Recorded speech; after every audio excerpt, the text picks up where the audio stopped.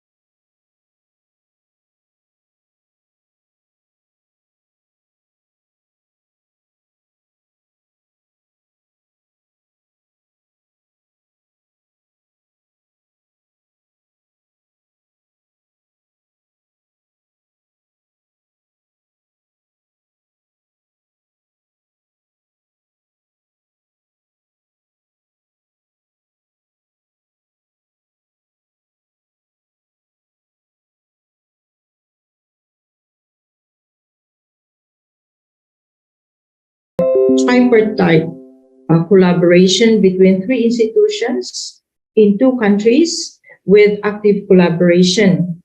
As you know, Colegio de la Purisima Concepcion has been one of our active partners for 5 years in a variety of educational and research programs, while Inaba University in Bandung has been working with us on research and teaching over the past year. Now, this webinar is a testament to the fact that if institutions work together and collaborate together, important outcomes can be achieved that will benefit our academic and business communities here and abroad. The topic of today's international webinar is timely and trending. The core topics will be analyzing the risks and issues of compliance facing commercial and investment banks. During the collapse of the Silicon Valley Bank in the US, followed by many other banks, many Chinese companies were also clients of these banks. Hence, the collapse of these banks had caused concern in China because of the broader financial crisis that can happen and the negative impact of this collapse on the Chinese economy, because in Silicon Valley, as you know, there are many startup companies. China continues to gain an expanding foothold in the world's investment and banking. And despite the crisis, its growing influence in the world economy creates domestic economic impacts in terms of macro level decision making and domestic monetary policy. China has been really strong under the leadership of Xi Jinping, and that's why colloquially we call these strides the Xi Jinping effect. How a strong leader creates a strong impact on the economy, spurring its growth. Since this leader took power in 2012, the country's GDP has more than doubled from $8.53 million to almost $18 trillion. However, the collapse of many banks in the US still caused concern for China because, as I said, in the Silicon Valley environment, there are many startups with high bank transactions and valuations. Therefore, if risks in the banking sector like this one are not mitigated, this could create failures, causing collapsing banking systems, as we have seen in the US and the UK. Our speakers today will discuss the effects of the Xi Jinping in both Indonesia and the Philippines. The question then that we would like to answer is, how will banks manage these risks in this ever volatile economic global environment where a key international player like China might be able to influence implicitly the direction of investments and trade and domestic banking policies? We are going to be listening to experts in these fields, and I hope we will be able to listen with curiosity and interest in these presentations. A relevant topic that will also be discussed by the speakers is about the establishment of the BRICS. Now, the BRICS has been established a long time ago, but it continues to create a lot of influence. Now, BRICS stands for Brazil, Russia, India, China, and South Africa. They created an international finance and centralized currency model, and this is aimed at global economic dominance and monetary dominance by 5 of the world's biggest emerging economic players. So I hope that you will find this international webinar useful in terms of expanding your knowledge of global economic and monetary affairs besetting the banking sector. Lastly, I would like to thank the organizers of this international webinar, to the students, the PUMA accounting students, to Ms. Miller Reyes, the accounting department head, to our speakers, Dr. Josep Ginting, Dr. Dayan Hakim, and Mr. Alberto A.Biclar of the Philippines for giving us their time and expertise today. I appreciate your presence and your contribution in today's international webinar. So I hope that everyone will listen intently to the presentations of our speaker, and I wish everyone a happy good morning, and please enjoy the webinar. Thank you very much.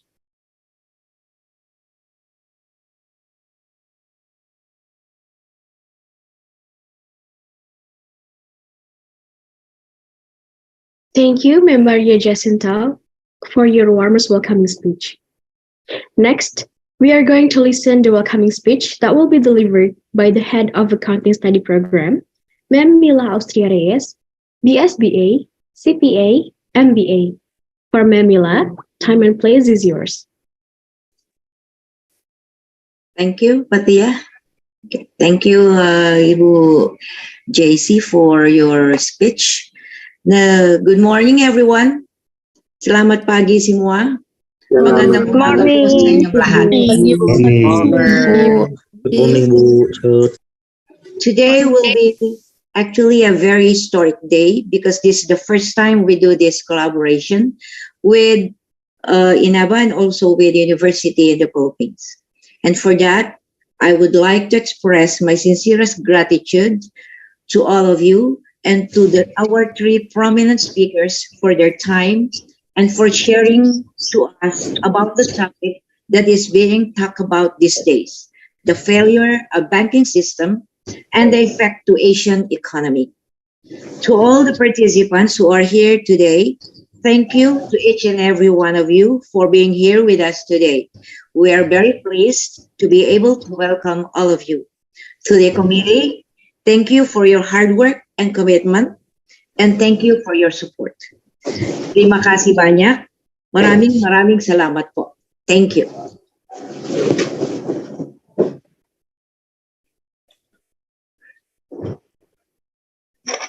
Thank you, Ms. Velasquez, for the warmest welcoming speech. Now, we will hear the welcoming speech that will be delivered by the Vice President of Puma Accounting, Aiden Samatita Putih. For Aiden, time and place is yours.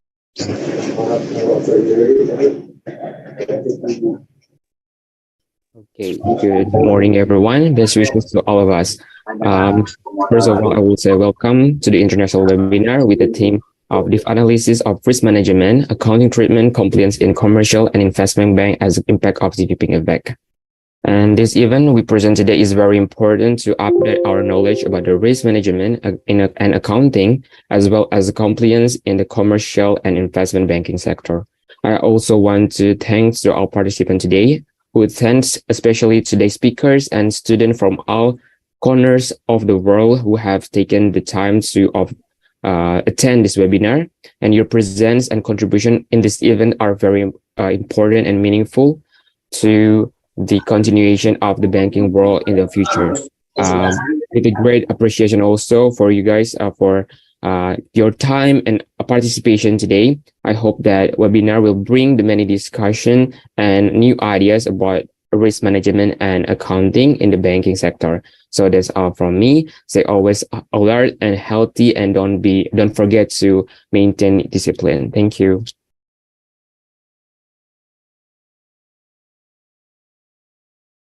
Thank you, Aiden, for the welcoming speech.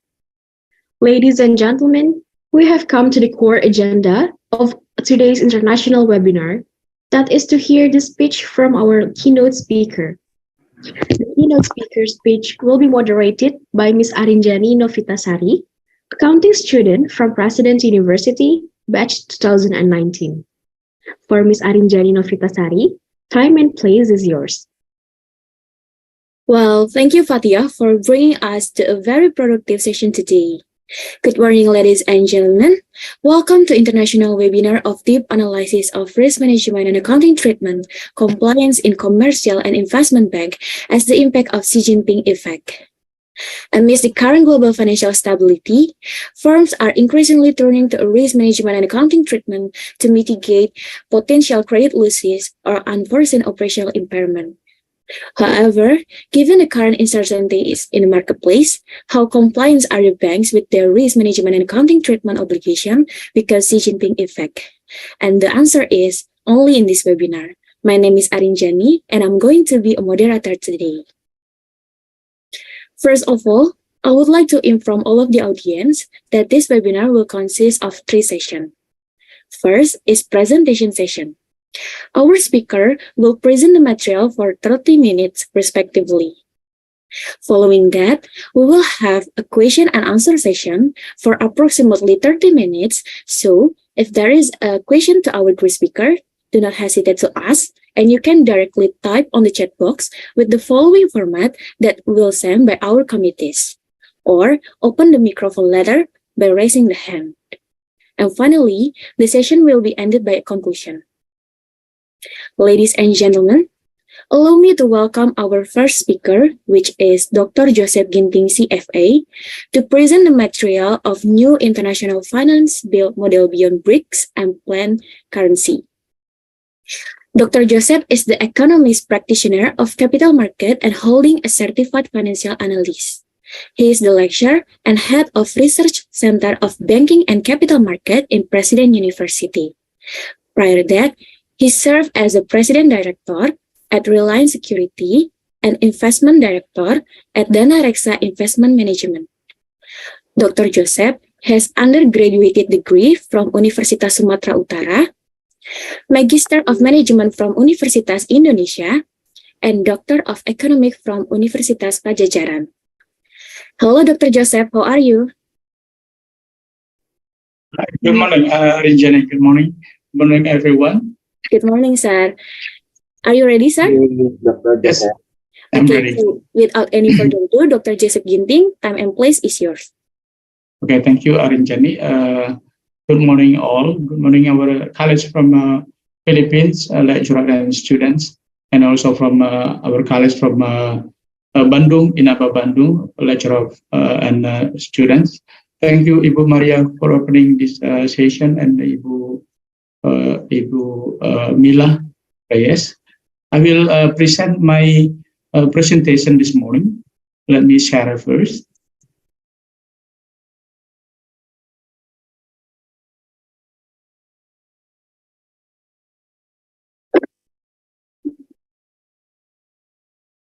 Okay, ladies and gentlemen, I will present my material today. It is about the international finance models beyond the bridge currency. This is the new one and the newest one, and then this is the trending topic in market in Indonesia also. I'm sure also trending topic in Philippines and in other countries in this world, because this is very big, and then we estimate that the bridge currency, bridge central bank will affect the economy of the world.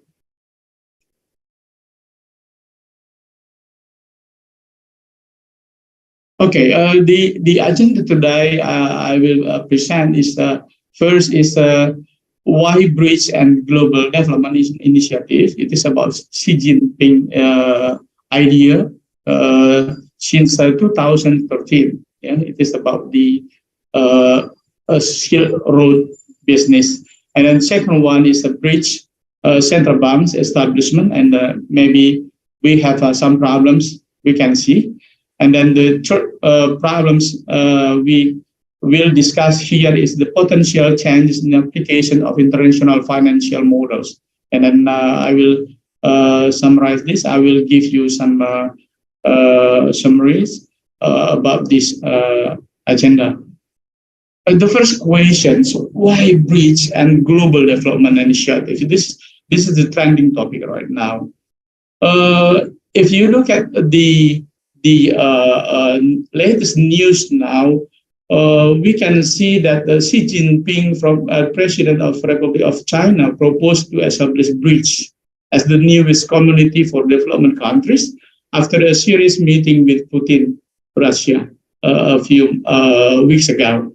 It is very fast, and then of course it influenced all of us in this world, because China is one of the biggest country in this world, and then the growth of economy of China is very high. And then second one, BRICS created by the first founders, China, Russia, Brazil, India, and South Africa, and then more than 21 countries are interested to join the group. This is very interesting, right? I don't know, Philippines and Indonesia haven't been seen in the list of the 21 countries, but we will see later. And then the third one, BRICS plan to issue the single currency to replace the USD position. This is very important in international trading and financial. The first idea of what we call as de-dollarization. Yeah, everyone maybe already read this in the newspaper. or internet, the dollarization, what does it mean? And what is the impact to all of us, especially to the banking and financial industry? The fourth one, BRICS idea has invited many countries to change the position of USD as the currency for international finance and the trading. This is the issue. But I will discuss in this seminar, is it international finance or international trading or both? This is very important for us because next two speaker, our colleagues from Philippines and Inaba, will discuss about the risk management accounting treatment in banking or financial sector. And then the question now for this issue is, the questions are the first, how important this condition to discuss? This is the new one. And then how can the countries realize the de-dollarizations? In Indonesia, for example, we are still considering how to implement the de-dollarizations process because we have to think about export, import, and also our international loan. Yeah, and the third question here: how does the BRICS or de-dollarization affect the world economy? This is very important. How does the BRICS de-dollarization affect the business and risk management system? And then the last questions, the last problem we need to discuss in this session is what is condition of international finance beyond BRICS implementation. After this, the next speaker, second and third speaker, will look at deeply in banking operational or in financial industry. Look at this. Why BRICS and de-dollarizations? I was thinking about America first. America has dominated the world economy by controlling the international finance and trading. It is the fact. Okay, the international trading, international finance dominated by the World Bank and IMF, controlled by America, and then they give the loan to developing countries especially, and then many countries in this world, especially developing countries with lower income, got the problem in this, and the last one. World Trade Organizations also controlled by America since World War II, in 1945. That's the problem. That's the first problem. Why BRICS appear to this phrase, and then how why the dollarizations now happen in the market. Number two. BRICS or de-dollarization is the response on political pressure to economic sanctions. From the internet or from the news, America or NATO members always give the pressure to especially developing countries, and then the big guys like China, Russia, and Iran and others. So the fact. We can see now that the BRICS is the form of the response on that political pressure. That's why we have to look at the BRICS and the process of de-dollarization. Number three, China is very concerned on equilibrium of economy. We can see the whole story of devaluation and economic war in the last 20 years or 30 years, the China yuan was under pressure by U.S.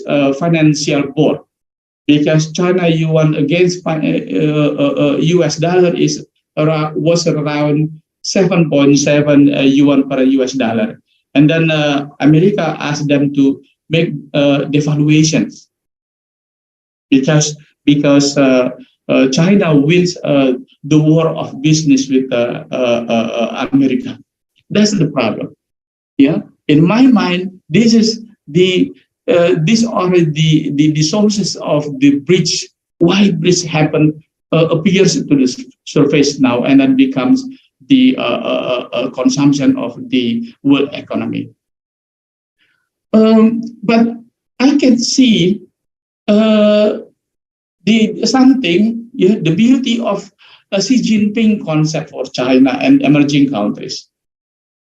Ladies and gentlemen, since Xi Jinping held the government leadership of China, he wanted to make the reformations of economic comprehensive in China. So the first goal of Xi Jinping is to comprehensively deepening reform. And number two, promotion of the new types of urbanizations. Xi Jinping taught how to move the people in China from the farmer to the urban area, to industry, to make the growth of the economic higher. That's the second beauty things from Xi Jinping. Number two, the innovation of macro control. Of course, Xi Jinping wants to control all the macro condition in China first. And then after that, Xi Jinping talk about the thing about the world. Yeah? Innovation of macro control which aim to specify a reasonable range of economic management, set the inflation rate goals as the upper limit. Okay? So now Xi Jinping put the inflation as top priority to observe, and then put the growth rate and employment goals as the lower limit. So Xi Jinping want to maintain the situation between the upper limit, the inflation, and then the lower limit, the employment goals and growth rate. Of course, yeah, this is very good from Xi Jinping. And then what next? What Xi Jinping did after that? Xi Jinping went to the international market. Xi Jinping gave some brilliant ideas. The enunciations of the Global Development Initiative to pursue more vigorously national and global imperatives such as peace, justice, cooperation, and development. You know, yeah, it's very beautiful. Okay, good idea, brilliant idea in the modern life. Yeah, not many the leader of the world think about this. Recognizing and treating development as the global priority and the macro policy focus of the international community needs to prioritize development and the mechanism. So Xi Jinping think about macro policy, how to develop the developing countries in south of the world, Africa, South America, Southeast Asia, and many other countries. Yeah, only one country from North joined this, like Russia. And then being engaged consistently in programs and endeavors and that enhance people welfare. Xi Jinping look at the condition of people in this world, especially in Africa, yeah, South Asia, Southeast Asia, and then South America, yeah, like Brazil, Chile, Argentina, and others. And then the fourth idea of Xi Jinping is to support less developed countries, developed nations, and ensuring equitable development that benefits all countries. Xi Jinping look at this. Xi Jinping look at the imbalance between developing countries and American and European countries. Yeah. So Xi Jinping in this idea come to us, all of us, to help us to open our mind how to develop our country. That's the fourth beautiful things from Xi Jinping. And then I'm corroborating the development by leveraging frontiers technology and cutting edge innovation. You know, China is very focused on technology. China want to share the technology in China to all corner in this world. Xi Jinping wants to share the technology to South Africa, to many countries in Africa. We can see the fact. And Xi Jinping also nowadays try to open the eyes from the American people in South America by sending the technology, by sharing the technology. Okay, and then the last beautiful thinking of Xi Jinping is to promote environment protection and mitigation climate change. Before, the issue about climate change had issued by America and then NATO's group, but now Xi Jinping want to take a part of the problem in this, how to give the solution to to maintain the climate change. And then, of course, from this idea, I saw, this is also the basic or the background to establish the bridge. Why Xi Jinping a few weeks ago went to Russia to meet Putin, and then they discussed. After that, they invited another 3 countries, become 5 to establish the bridge. Okay. And then now the questions: is it possible for BRICS to issue the currency? Or, in my mind,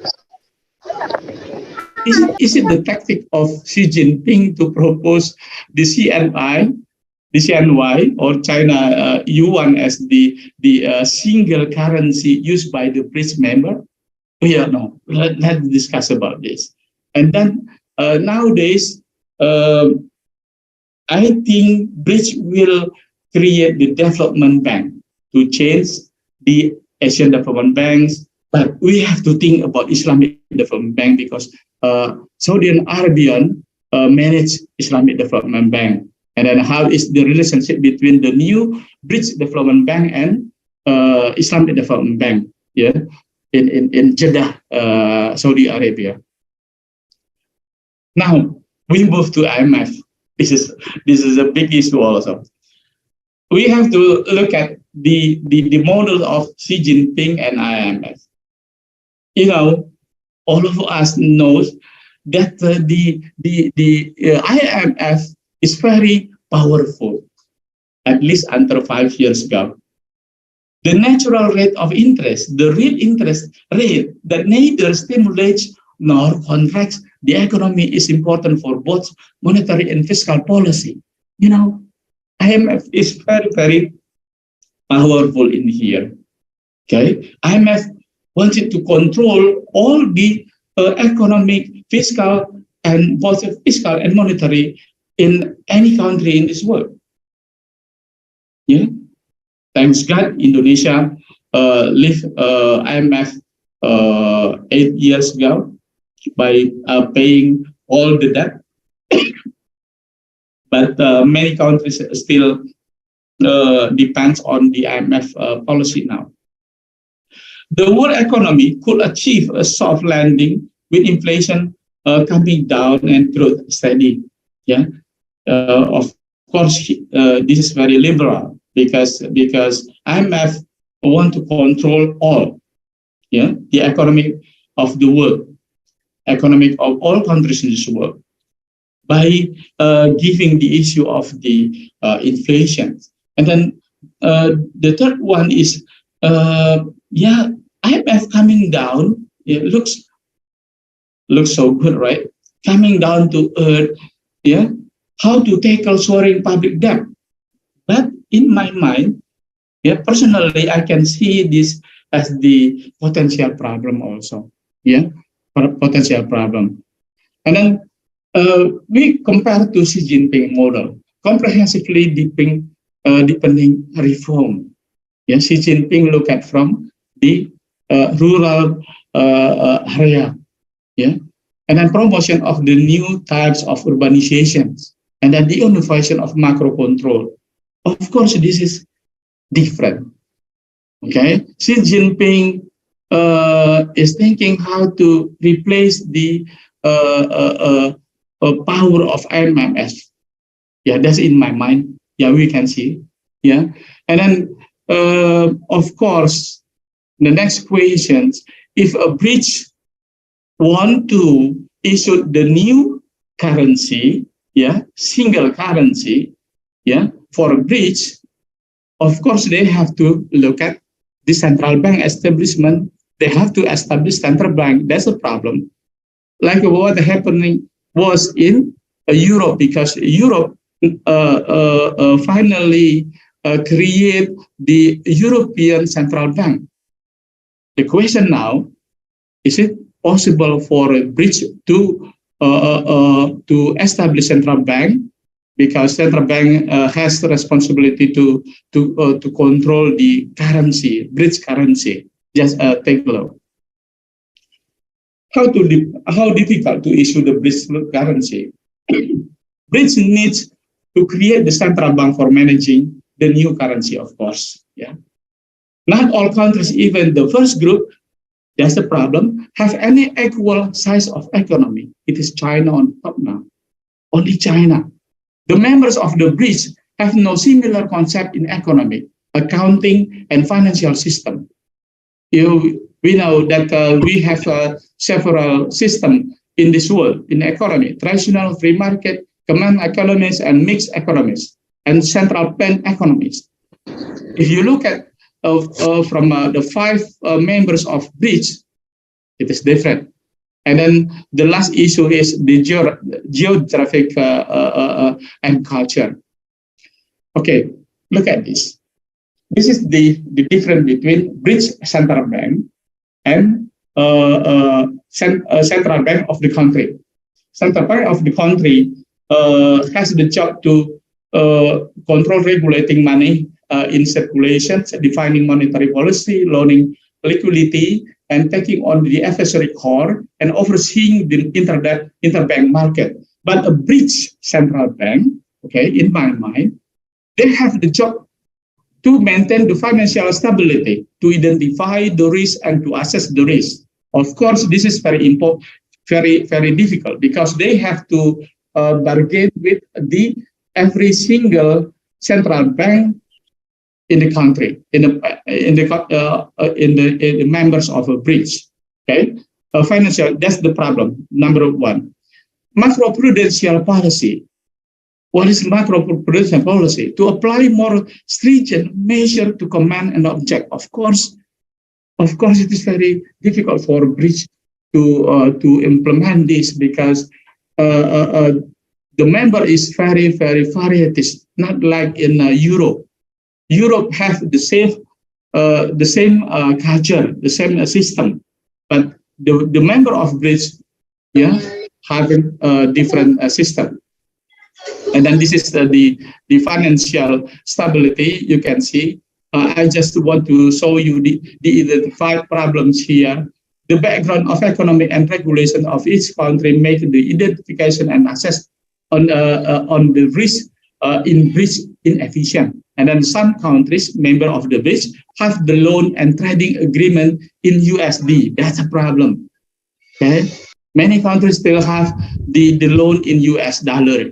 And then geographic, especially in South Africa and Brasilia, for example. Brasilia is very near to, very close to America. Yeah, so of course, very difficult for Brazil to make to change the policy. And then the different character of the financial sector in BRICS. Okay, number 2, macroprudential policy. We can see here some countries perhaps could not provide the term of and conditions because counter-cyclical capital buffer, systemic risk buffer is very different. And then capital surcharge of systemically important institutions, risk weight and limits on the large exposure, and additional disclosure requirement. Okay, and then the third one is financial regulations. It is very important. This is also the big issue because every country has its own financial regulation, different. Yeah, very different with the Europe. In the European countries, they can accelerate similarity of the regulations. Okay, I will jump to the map of the economic outlook. If you look at here, from this table, we can see that only China has a good GDP growth, yeah, compared to India, Brazil, South Africa, yeah, as the member, and Russia, of course. Russia got negative performance this year. And then this is what I told you. It is very difficult to make the same perception amongst the members of BRICS from the accounting treatment. For example, Russia have IFRS for Russia accounting system, and then China use SB, the accounting for business enterprise, and then India use IFRS for India, and then South Africa use IFRS and GAAP, and then Brazil use also GAAP and IFRS. And my prediction here is we can see that predict the bridge currency will take 5 years to realize, no urgency right now.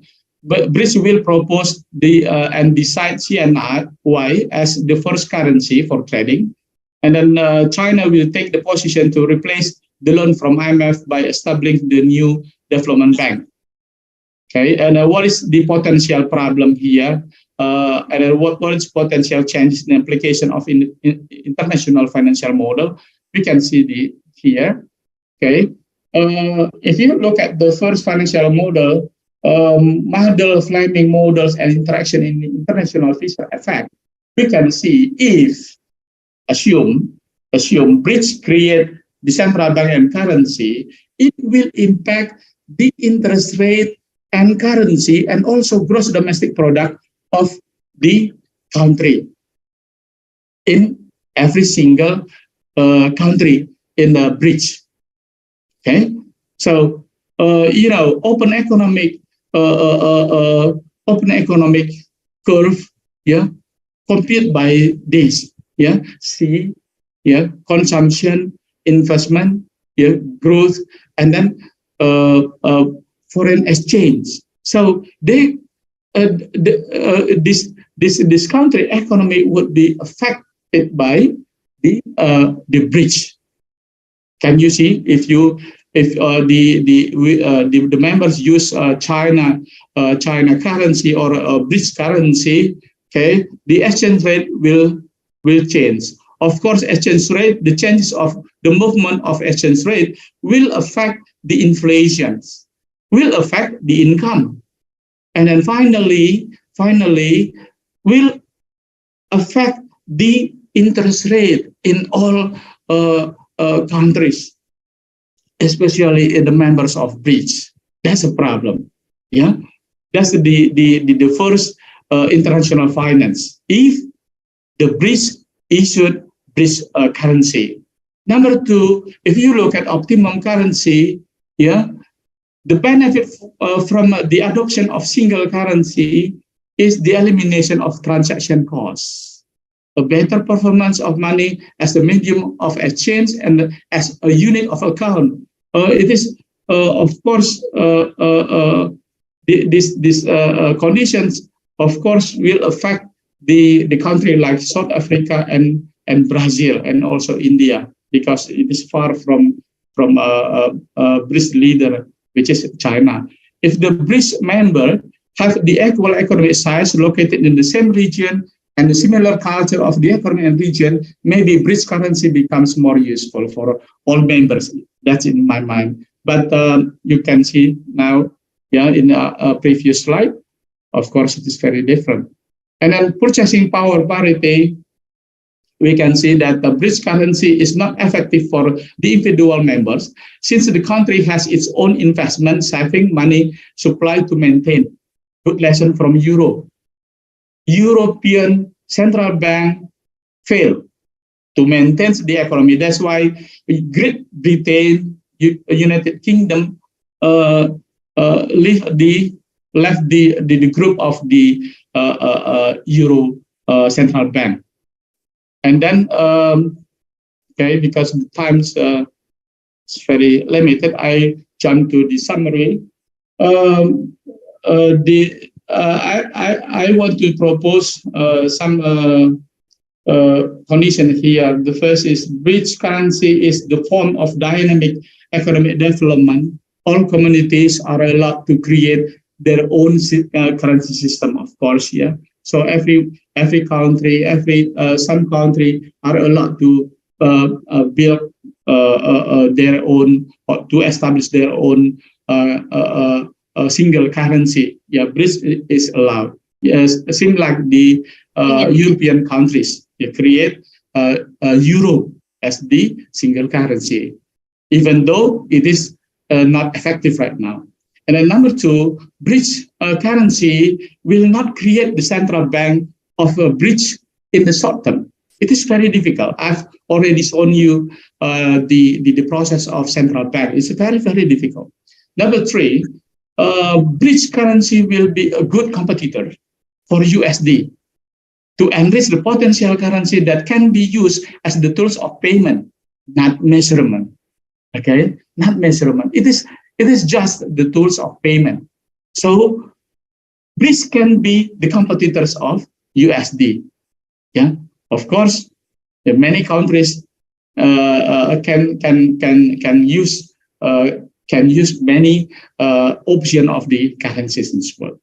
Number four, USD is still used as the parameter of value in international finance, since it's very difficult and very complicated to build the new one. Okay, so USD still used. That's the problem. Okay, BRICS currency could not kill USD because USD has a very, very basic, very, very basic conditions. USD is still very strong. Like current time, we can see in Philippines or in Indonesia, it's very difficult to stay away from US. We have to buy US. Okay. Number five, predicted, most probably China Yuan, CNY will be proposed as the BRICS currency. And the last one, the BRICS currency is only effective to use in international trade for payment, not in international finance. So international finance still use USD because it is not easy for China to pay the international loan of all countries in the members of BRICS. Yeah, impossible. Yeah. So one way is to develop the developing bank like Asian Development Bank or Islamic Development Bank, and then China will ask the countries to support the funding, to the developing countries, and then they will use China Yuan. That's in my prediction. Yeah, I don't know. We can see later. Yeah, I'm interested to look at this. Yeah, I will observe the conditions from now because this is the big issue for the world. Okay, ladies and gentlemen, because the time is very tight, and then now is 9:48. That's all my presentation, simple presentations. I hope what we discussed, what I delivered to you, give you the information and then give the benefit for you as the students, maybe as the lecturer. Thank you all very much and good morning. Thank you very much, Dr. Josep Ginting, for giving such an informative and comprehensive presentation for the first part. Now, we are going to listen the second part of the material today. Before that, I would like to greet Dr. Dayan Hakim, NSSA, AG, MMAC, BKP, BCMCP, CFRM, that will present the topic of analysis of risk management and compliance and banking. Hello, Dr. Dayan. How are you? Dr. Dayan? Hello, Okay. I'm Ganti. Yeah. Yeah, so Dr. Dayan is a lecturer at Universitas Indonesia Membangun or Inaba that covering the head of quality control for management assessment. He also have an experience as the head of internal audit at PT Antarya Trigis Pratama from 2020 until 2022. And have an experience as a general manager finance and administration at PT Pan Maritime Finance from 2018 until 2019. And serve as a director at PT Beringin Indo Tama Sejahtera Finance and PT Daya Laut Utama. Prior to that, Dr. Dayan was an economist with Badan Pengawasan Keuangan dan Pembangunan since 1989 until 2014. Dr. Dayan graduated from STAN, an extension program of management in Universitas Indonesia, Master of Management in Universitas Indonesia, and Doctor of Business Management from Universitas Pajajaran. To Dr. Dayan, you may start your presentation.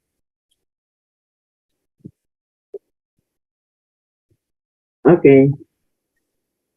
Thank you, Arindani. Good morning, everyone. Assalamualaikum warahmatullahi wabarakatuh. Waalaikumsalam warahmatullahi wabarakatuh. Morning, sir. Okay. So, this morning I will present an analysis of risk management and compliance in the bank industry in the case study of collapsed bank in the United States and its relevance to banking in Indonesia. This is the outline for this 1 hour presentation to become a conclusion. The first one, we will study about introductory of risk management. We hear a lot about risk management in both the public or corporate sector, but what is meant by risk management? For the purpose of this guideline, financial risk is in a banking organization is possibility that the outcome of an action or event could bring up adverse impact. Such outcome should either result in direct loss of earning or capital or may result in imposition of constraint on bank ability to meet its business objectives. Banks often distinguish between expected and unexpected losses.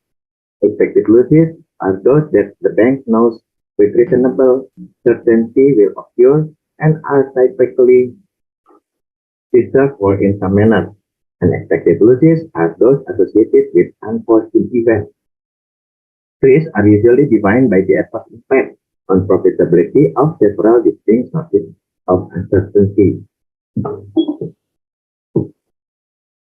By knowing the definition of risk in question, we can carry out management by calculating and developing a risk mitigation plan. In simple terms, risk management can be defined as follows. Risk management is a discipline at the core of every financial institution and encompasses all the activities that affect its risk profile. It involves identification, measurement, monitoring, and controlling risk to ensure that the individual who takes or manages risk clearly understands it. The organization risk exposure within the limits established by Board of Directors. Risk-taking decisions are in line with business strategy and objectives set by Board of Directors. The expected payoff compensates for the risk taken. Risk-taking decisions are explicit and clear. Sufficient capital as a buffer is available to take risks. The acceptance and management of financial risk is inherent to the business of banking and bank roles as financial intermediaries.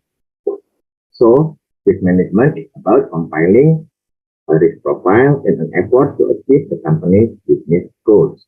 How does COSO translate risk management itself? By feature 1, this COSO framework, risk is defined by COSO as the possibility that events will occur and affect the achievement of strategy and business objectives. Risk considered in this definition includes those relating to all business objectives, including compliance. Referring to this definition, risk management according to COSO is part of an integrated internal control.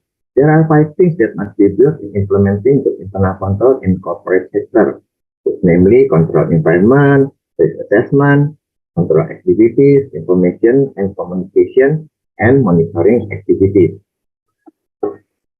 All of these things are integrated into one risk control activity. For holding or group companies, this control must be carried out starting from the parent company to the subsidiary company.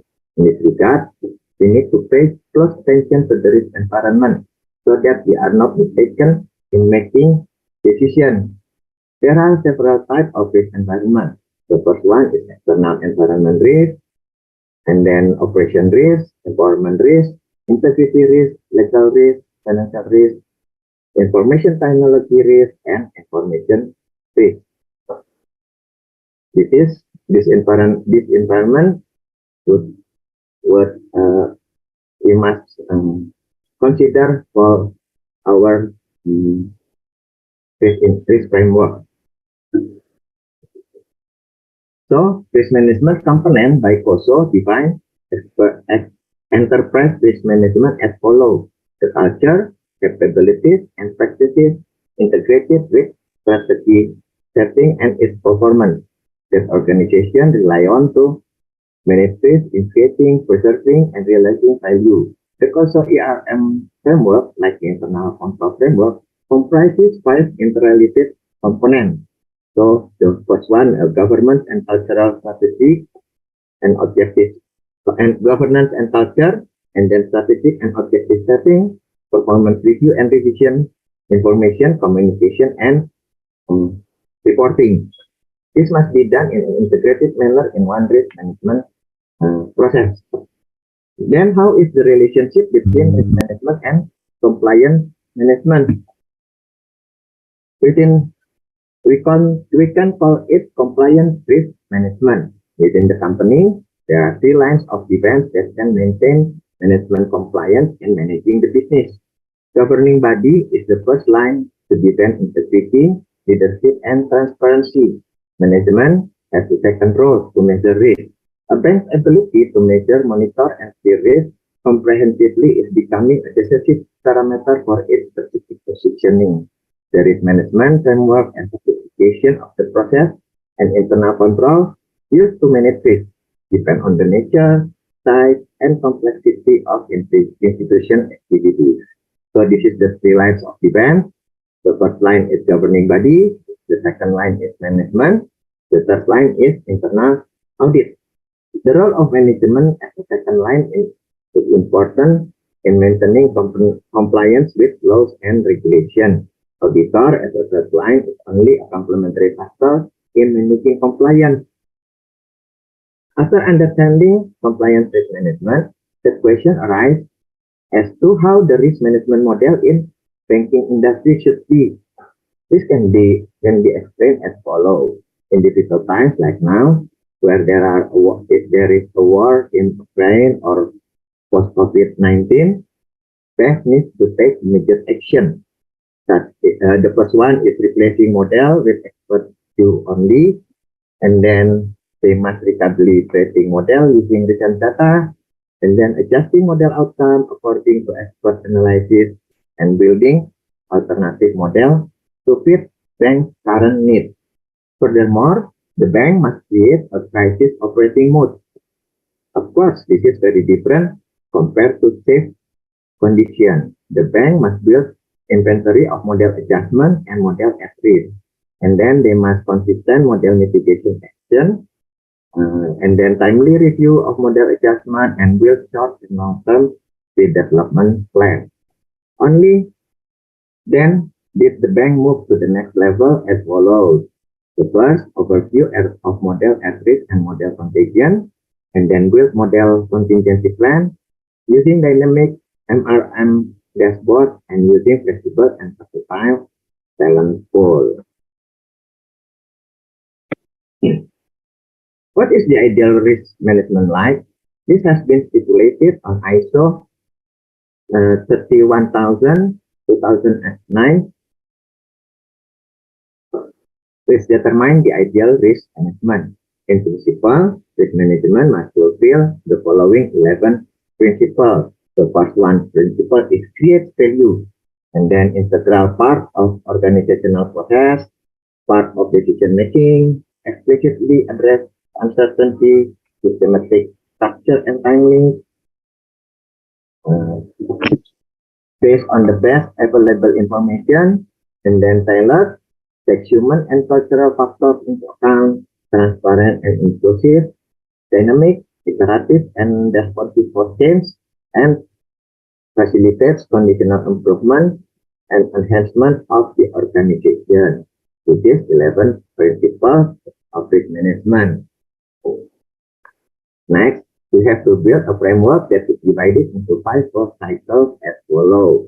After mandate and commitment, we must design a framework for managing risk and then implementing risk management, monitoring and review of the framework, and then continual improvement for the framework. Finally, the company's risk management process divided into 6 steps as follows. The first one, in establishing the context, the company's goals and strategy must be determined by top management, and furthermore, risk identification and risk assessment is carried out to obtain profiling key risk indicator, and then the result of profiling key risk indicator, then analyze to develop a risk mitigation plan, the risk of mitigation calculation, and then evaluate it to develop a follow-up plan. The remaining risks are then handed on to top management for decision making. Risk management activities broadly take place simultaneously at following different hierarchy levels. The first one is strategic level. It encompasses risk management functions performed by senior management and board of directors. The second one is macro level. It encompasses risk management within a business area or across business line. And then the third level is micro level. It involves on-the-line risk management where risks are actually created. So, what is the relationship between the compliance risk management and the 3 US bank fails that occurred last March? Has the banking management there implemented compliance risk management properly? For this reason, we will first analyze the evidence of bank collapse 2023. Over the course of 5 days, in March 2023, 3 small to mid-sized US banks failed, triggering a sharp decline in global bank stock prices and swift response by regulators to prevent potential global contagion. The events are Silvergate Bank and Signature Bank, both with significant exposure to cryptocurrency, failed in the midst of turbulence. In that market, Silicon Valley Bank failed when a bank run was triggered after it sold its treasury bond portfolio at a last loss, causing depositor concern about the bank's liquidity. The bonds have lost significant value as market interest rates rose after the bank has shifted its portfolio to longer maturity bonds. The bank's clientele were primarily technology companies and wealthy individuals holding large deposits, but balances exceeding $250,000 were not insured by FDIC, the Federal Deposit Insurance Corporation, like LPS in Indonesia. In response to the bank failures, the 3 major US federal bank regulators announced in a joint communique that extraordinary measures would be taken to ensure that all deposits at FTB and Signature Bank would be honored. The Fed, the Federal Reserve, established a bank term funding program to offer loans of up to 1 year to eligible depository institutions, placing qualifying assets as collateral. On March 19, the New York Community Bank NYCB agreed to purchase around $38.4 billion in signature assets for $2.7 billion. Due to the deal, 40 signature branches were rebranded to Flagstar Bank, one of NYCB subsidiaries. To prevent the situation from affecting more banks, global industry regulators, including the Federal Reserve, the Bank of Canada, Bank of England, Bank of Japan, European Central Bank, and Swiss National Bank intervened to provide extraordinary liquidity.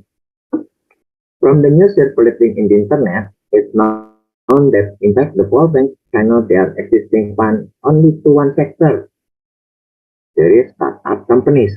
It is known that SVB as the 15th largest bank in terms of assets, it has distributed funds to 9 companies, namely Payment Technology Sector, $3.3 billion, Roku Hardware Digital Player, $487 million, Crypto Lender BlockFi, $227 million, Online Gaming from Roblox, $150 million, Ginkgo Bioscience, $74 million, iRhythm, $55 million, Rocket Lab, $38 million, Landing Club, $21 million, and Pioneer, $20 million.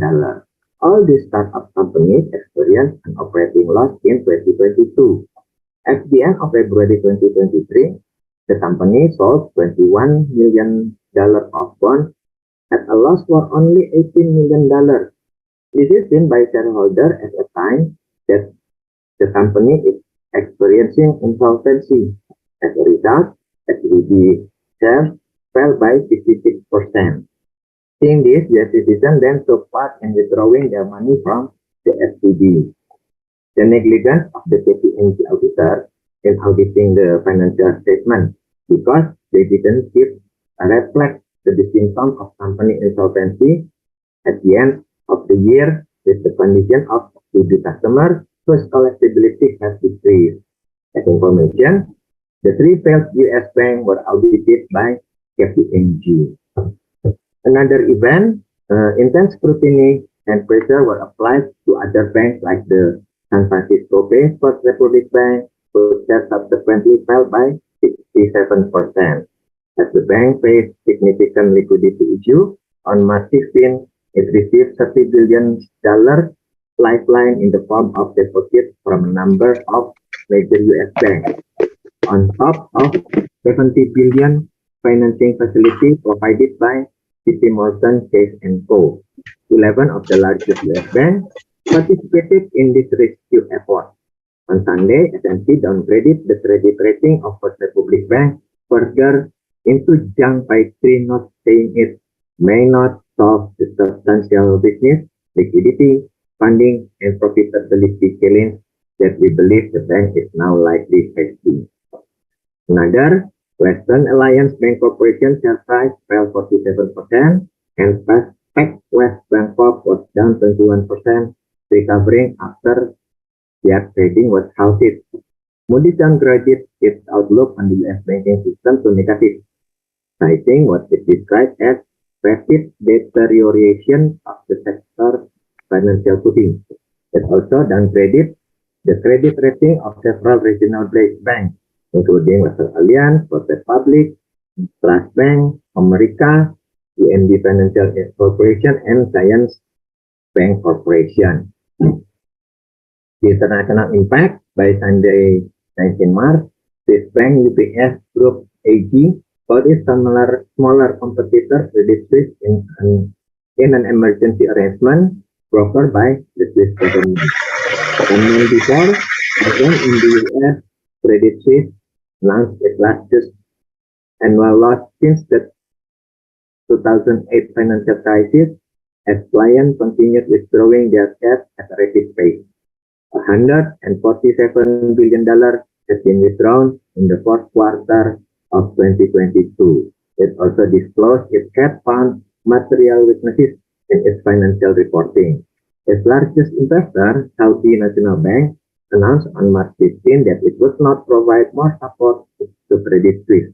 Its share price swung 25% on the news, and UBS stepped in to buy the bank. The cost to insure against default on that bank rose substantially on Friday, 24 March. With the 5 years, CDS for the bank debt rising 70%. The ECB and other European central banks raised interest rates the same day. The European Stoxx 600 index fell around 4%, with shares and Dutch banks down more than 14% at one point, closing the day at a loss of around 8%. The UK's banking index also fell around 3%, led by falls of around 6% for both Barclays and Standard Chartered, and 4% drop for NatWest. There is a ripple effect of US financial system, of course. How this event affect to Indonesian banking? It will not, of course. It will not, because we have financial system stability. Financial system stability actually doesn't yet have a standard definition that has been accepted internationally. Because of this, several definitions of FSS, financial system stability, emerged, which in essence say that a financial system enters an unstable state when the system has a danger and hinders economic activity.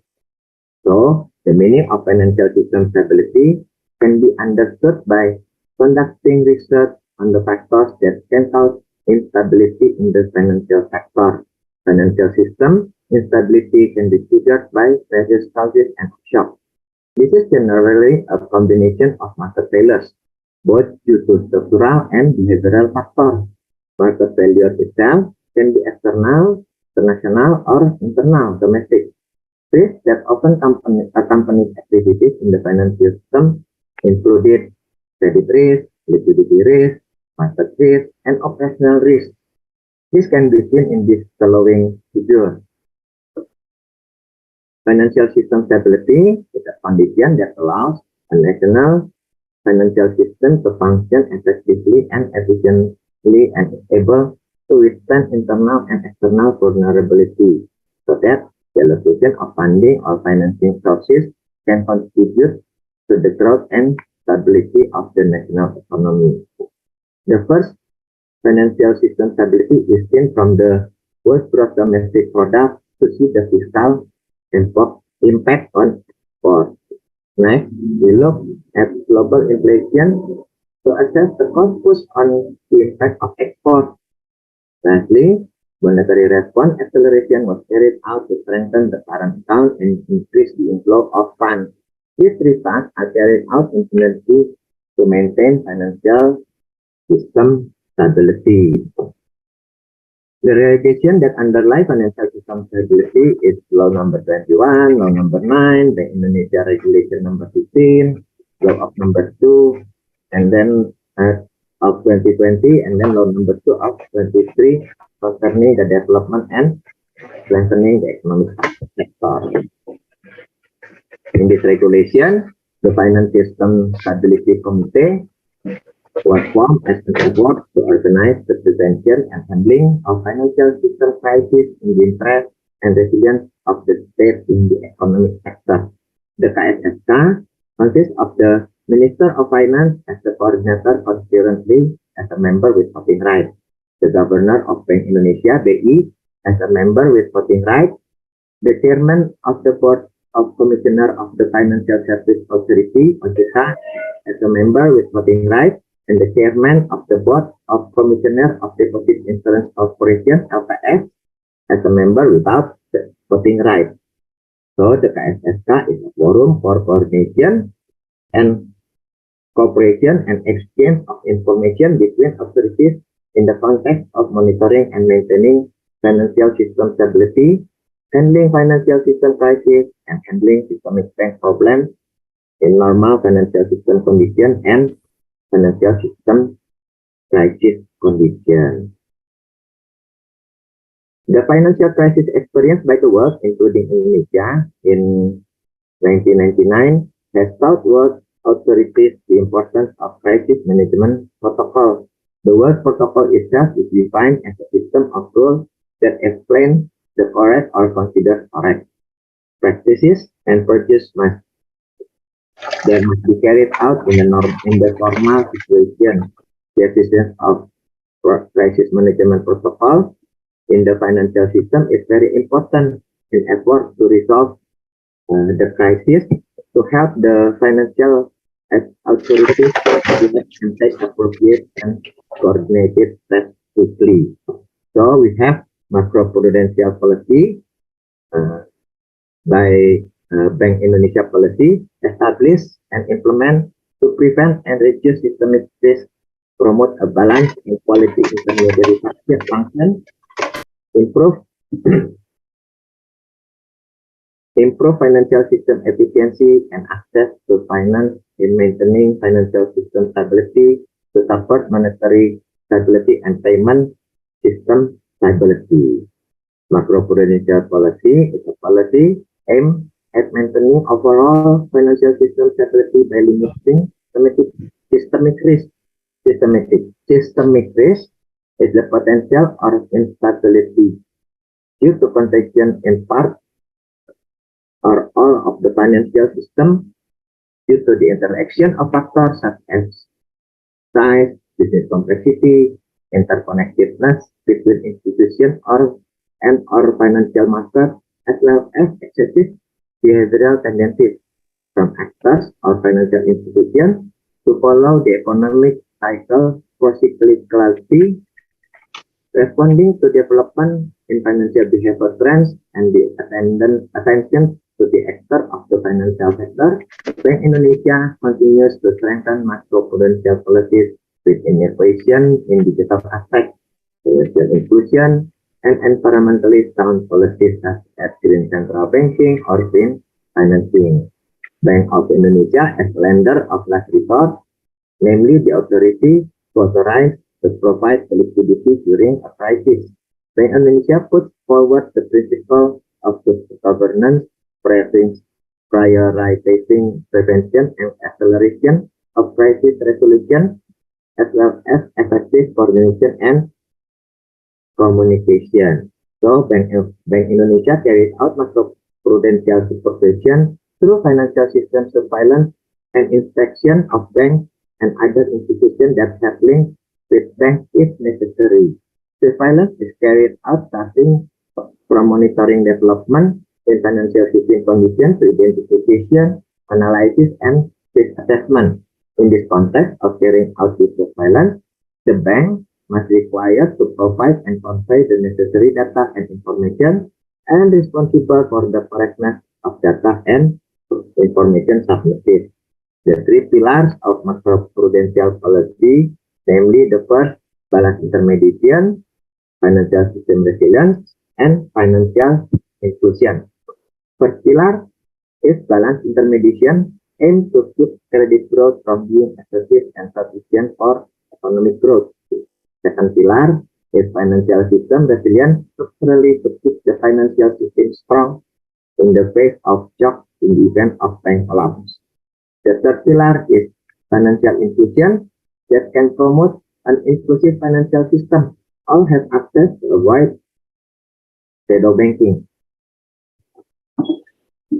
Macroprudential policy is counter-cyclical in nature to reduce over-optimism and over-pessimism and reduce materialization due to further contagious effect. Bank Indonesia macroprudential policy instrument included macroprudential intermediation ratio, MIM, macroprudential liquidity buffer, CLM, loan to value, LTV, or financing to value ratio, FTE ratio, counter-cyclical capital buffer, CCIB, and macroprudential inclusive financing ratio, RPIM. Since 2020, Bank Indonesia has taken a supervisory approach using dynamic systemic risk surveillance, (SSS). SSS is a framework for systemic risk surveillance from the dimension of micro-financial linkage that is forward-looking and integrating by considering all supervisory information owned and accessible by Bank Indonesia. SSS is carried out through an assessment of the idiosyncratic risk of individual banks and the resulting contagion effect. To then assess systemic risk escalation, that occur in the financial system. The Xi Jinping effect refers to the political, economic, social, and security impact of the current Chinese President Xi Jinping leadership in China and around the world. The term first appeared in 2016 when Xi Jinping became China's supreme leader and began to implement different political policies from his predecessor. Xi Jinping policies on the banking system in China have had a significant impact on the world banking system, especially since China has a large and globally influential economy. One of the main effects of Xi Jinping policies is that China continues to strive to integrate its banking system with the international banking system. For example, China has launched the Belt and Road Initiative, which aims to build an integrated infrastructure network between Asia, Europe, and Africa. This initiative also involves the development of new financial institutions such as Asian Infrastructure Investment Bank, AIIB, which aim to provide funds for infrastructure development in the region. Many countries have now abandoned the dollar for financial transaction within their respective countries' exchange rate. As a result, the dollar is no longer attractive, so that the dollar has begun to be abandoned as an intermediary for world trade. Many countries have now started to replace it with gold, and some have even started having yuan. Many of the richest people from the Eastern world have now withdrawn their funds from the US and Western Europe and sent back to their respective countries. But in fact, if the bank has implemented compliance risk management properly and supervision from the financial authority is good, the incident at the new US bank doesn't need to happen. So what needs to be built by now is strengthening banking institutions and tightening supervision of financial authority. The conclusion in this presentation, the first is compliance and risk management is important for banking industry. The second, SPB Bank not implementing sufficient compliance and risk management. The third, there is need to supervise how banking industry implement compliance and risk management. And the last one, the Jinping effect will cause change in prudent paradigm. So this is all of my presentation. Thank you very much. I present it back to the moderator. Please, if there are any questions to be discussed. Well, thank you so much for Dr. Dayan Hakim for your insightful presentation. And the question and answer session will be in the next session, yes, sir. So before we jump to the third speaker, I would like to remind all of the audience that if you have a question, you can type directly on the chat box with the following format, or later in the question and answer session, you can open your microphone by raising the hand. And now, we are going to listen the last part of the presentation today that will deliver by Mr. Alberto A.Biclar Jr. MMPA with the topic of assessing the Philippine banking system today. Hello, Mr. Alberto. Hello, good morning. Hello, good morning, sir. How are you, sir?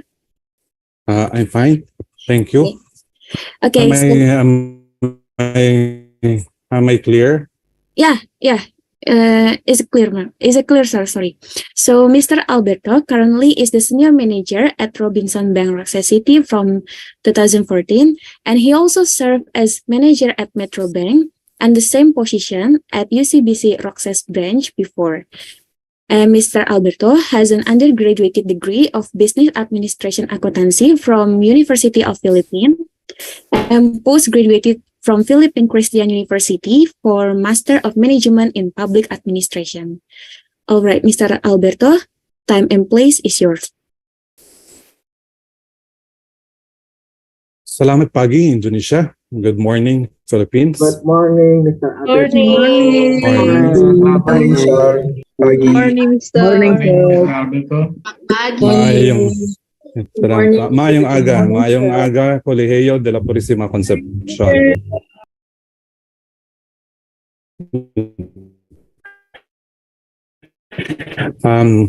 Allow me and setup of the Philippine banking system.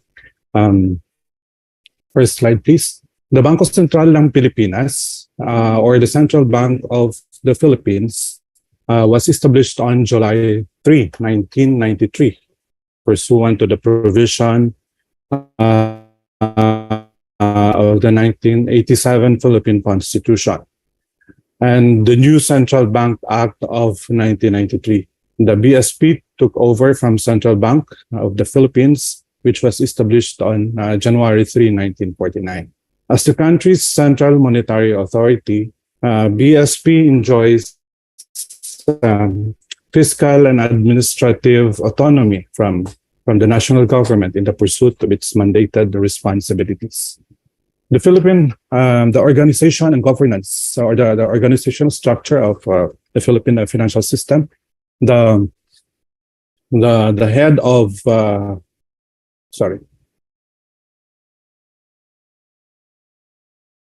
on top of the organization is we have the monetary board, and then headed by the governor or the Bangko Central governor, and then the different services under the office of the governor.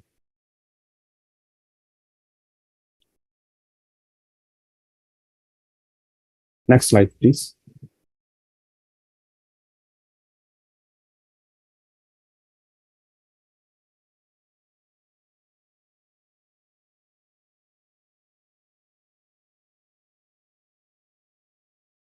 So the mandate and functions and responsibilities attached to the office of the Central Bank of the Philippines is first on monetary policy, as well as it's the same also with the rest of the central bank of in the world. The primary objective of BSP is monetary policy is to promote a low and stable inflation conducive to a balanced and sustainable economic growth. The adoption and inflation targeting framework for monetary policy in January 2002 is aimed at achieving the objective. Another function or mandate of BSP is on financial supervision. The Bangko Sentral has supervision over the operations of banks and exercises such regulatory powers as provided in the new Central Bank Act and other pertinent laws over the operations of finance companies and non-bank financial institutions performing quasi-banking functions. So Central Bank of the Philippines, or the Bangko Sentral, is the mother of all banks. Then another mandate of BSP is inclusive finance. In line with its strategic mandate to promote broad and convenient access to high-quality financial services and consider the interest of the general public, the BSP undertakes various program and policy initiatives aimed at enhancing financial inclusion, financial education, and consumer empowerment. Next is systemic risk management. As you've heard a while ago, it was also discussed by our previous speaker. This is now the highlight of the mandate of the Bangko Sentral, or the central bank around the world. The promotion of financial stability is a formal mandate that is uniquely ascribed also to the Bangko Sentral ng Pilipinas. This is provided for in the amended BSP Charter under Republic Act number 11211, which was signed by President Duterte in February 2019. Next slide, please. And then on economic education. The BSP's economic education portal, which I found it very helpful, and the slides that I'm sharing with you, I found it in the portal of BSP, which I am also sharing in my classes here in Colegio de la Purisima Concepcion, as well as with our financial literacy program in partnership with BSP. So the BSP's education portal provides the general public a guided access on the BSP's collection of information on economic education for them to better understand and appreciate the role of the BSP. As the country's central bank in the Philippine economy,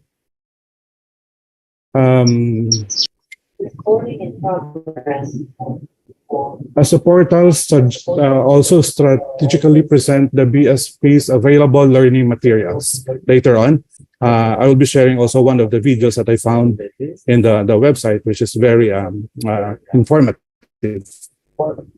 It aims to develop and strengthen the public's knowledge on economic concepts that could eventually guide them in making sound economic and financial. Also, the mandate of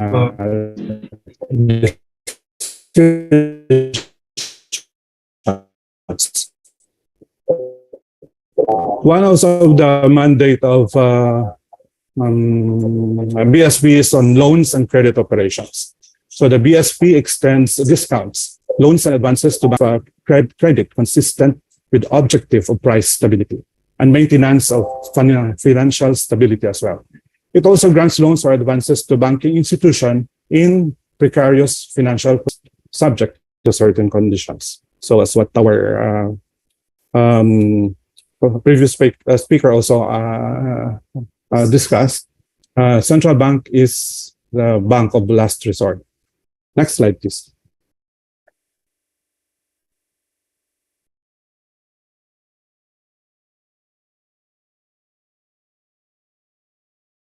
On international economic cooperation, the BSP's proactive engagement in various regional and international fora significantly contributed to domestic policy formulation and assured partnership through established crisis prevention, safety nets, broadened opportunities offered by financial integration and cooperation agreements, and raised skills and knowledge through capacity building initiatives. So all these initiatives of BSP is also well coordinated with other central banks around the world, especially in the global financial crisis that has emerged previously and lately, and the latest of which is the banking crisis in the US and Switzerland. And then on monetary operations. Monetary operations refer to the buying and selling of government securities, lending and borrowing against underlying assets as collateral, acceptance of fixed-term deposit instruments of the Banco Central. It aimed also at influencing the underlying demand and supply conditions for central bank money. So it's the sole responsibility and mandate of central bank. And then another mandate is on international reserves management. The BSP maintains a healthy level of international reserves to provide liquidity support in times of volatility in the exchange rate and balance of payments. So this mandate is being exercised by the Bangko Sentral ng Pilipinas all of the time to intervene on the market rate, especially on the exchange rate. And then one of their mandate also is the currency management. The Bangko Sentral ng Pilipinas has the exclusive power and authority to issue the national currency, which is the Philippine peso. And the BSP's notes and coins, these are issued against and in amounts not exceeding the assets of the BSP. All notes and coins issued by the BSP are fully guaranteed by the government and are considered legal tender for all private and public debts.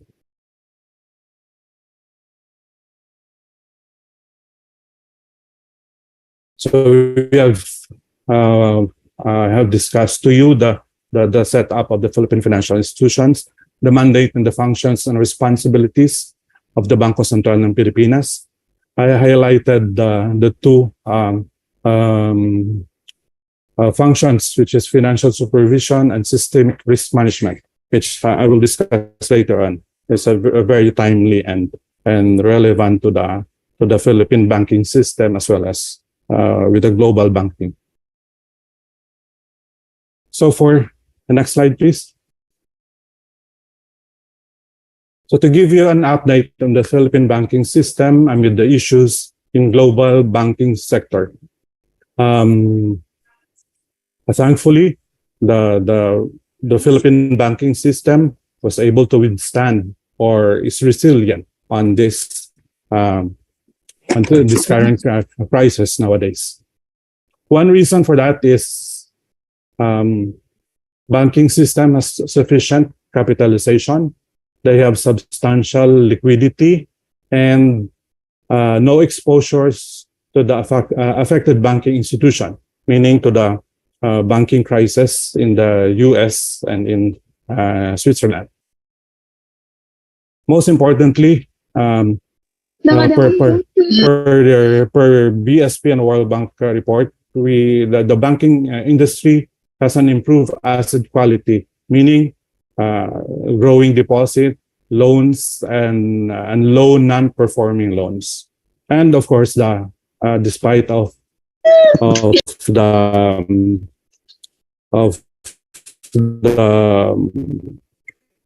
these challenges, not only of this recent financial crisis, but as well as with the pandemic and the war in Ukraine and Russia, local banks was able to manage and improve profitability. Next slide, please. Just to give you a highlight of the financial condition of the banking sector in the Philippines, or their performance. Sorry. These are the data that I gathered from, or I get from the website also of the Bangko Sentral ng Pilipinas for the Philippine Banking Performance Indicator for 2021 year against 2022. So total assets from 2021 is 20,828,137,033 pesos. 2022 ending at 23,047,705,402 pesos. So for the total deposits, it also increased from 16 trillion to 17 trillion year-end 2022. For the total loan portfolio, despite of the increase in interest rates, the local banks was able to extend the loans amounting to 12.6 trillion from 2021 level of 11.39 trillion. On the other hand, the past due loans of the banking sector improved from 2021 level to 2022 of 478 billion from 528 billion in 2021. And as what I've said earlier, despite of this hard times, the banking industry was able to register 1 trillion mark of total income in 2022 from the 2021 level of 869 billion.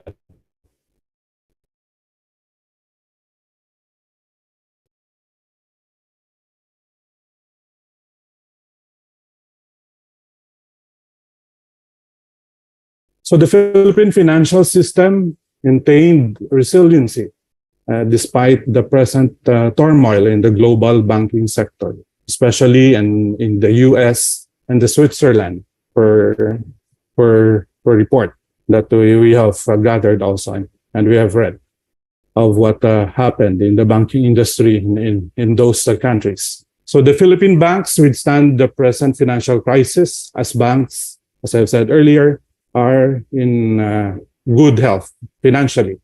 Banks has adequate capitalization and liquidity allowance to cover.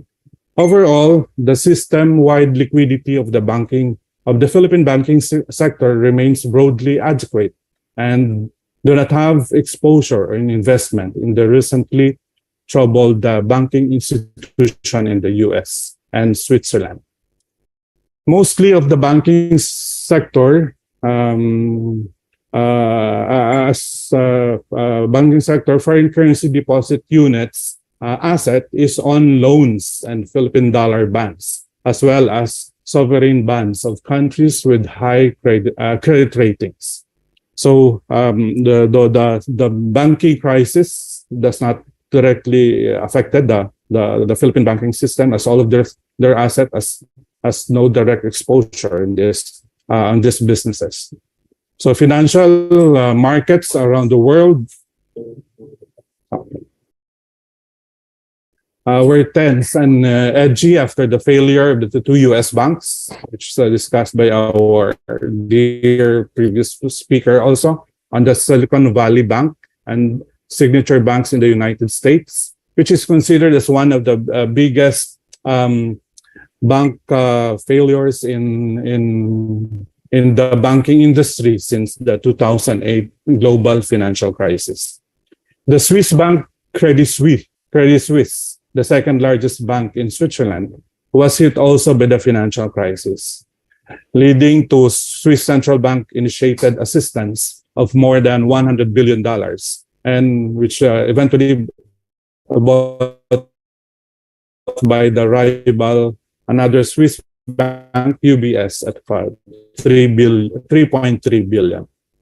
On the other hand, the World Bank to several factors. As I have discussed earlier, the asset quality of the banking sector improved. They have increased in deposits and assets, as well as its past due loans, meaning loans that was not paid for 90 days or more, improved also to pre-pandemic figures. So data from central bank, as I showed on the previous slide earlier, the banking industry's positive performances for year 2022 against the previous year. So total assets increased, total deposits, total loans, and despite the high interest rates, and there was a substantial increase on the loans provided. The total past due loans, on the other hand, are improved. Also, despite of this crisis recovering, as indicated on the significant volume of income generated by the local banks, reaching the 1 trillion mark, as I discussed in the previous slides. So financial authorities of the Philippine government recently expressed also optimism that the global banking crisis does not pose a significant risk on the local banking sector and the domestic economy in total. So as I have said, the banking industry has no direct investment in Switzerland. So global financial markets are disturbed from the string of bank failures and the fear of contagion with the problem. The Swiss bank has it created fears of a wider crisis in the financial system around the world. So on the other hand, banks, these bank problems, in which case the impact on the global economy and the Philippines will not be significant for BSP officers. In the Bangko Sentral report on the stability of the local banking system following the collapse of these banks in the US, the BSP said the local banking system remains strong. So the sector is also, the banking sector is also ready to withstand possible shocks posed by this collapse of some US banks. Though it added it would continue to, they will also continue to closely monitor the developments and assess their impact on the banking system and respond accordingly. So the Philippine government and BSP has long implemented structural reforms to ensure the safety and soundness of the banks. As discussed also by our previous speaker, there are structural reforms that implemented and adopted by the banking sector in the Philippines, not only here in the Philippines, but as well as also in Indonesia. Those are part of it. Those is Basel I and Basel II, and initiative compliance, and lately the Basel III. The BSP, or those macro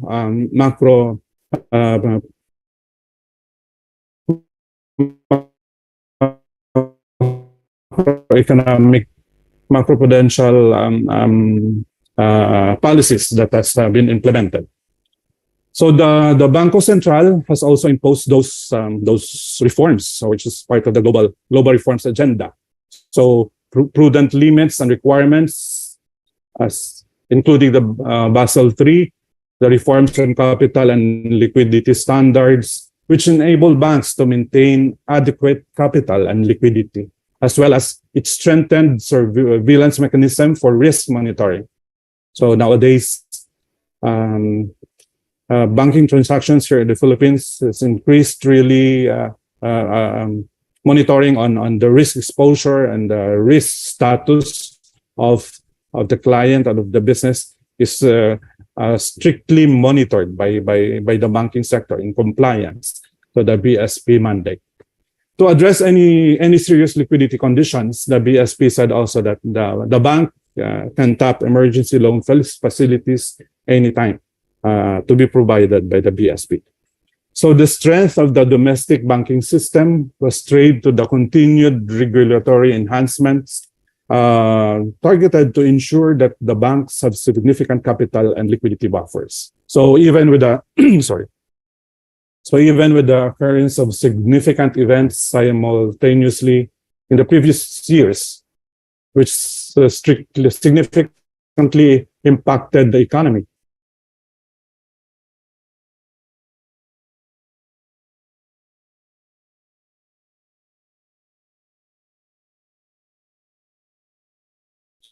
Sorry.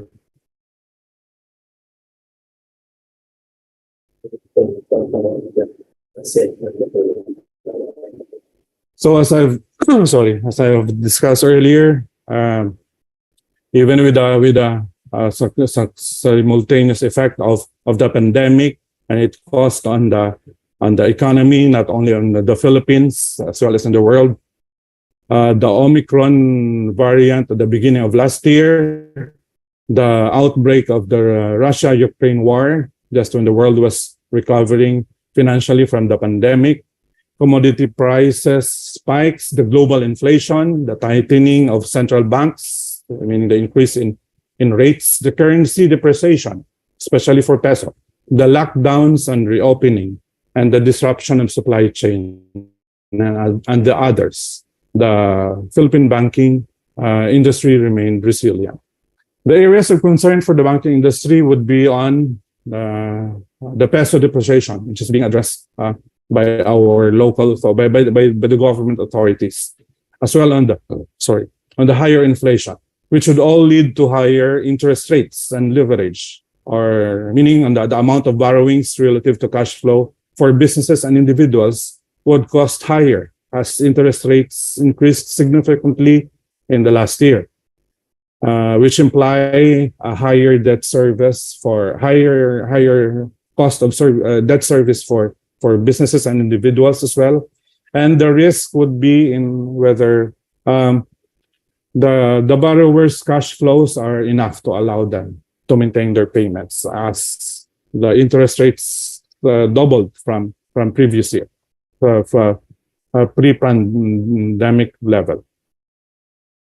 So what is financial stability? So allow me to share with you the video discussion of our former Bangko Sentral Pilipinas governor, which is now our finance secretary, Benjamin Jokno, on the concept of this financial stability and what the government has did. Kindly share the video, please.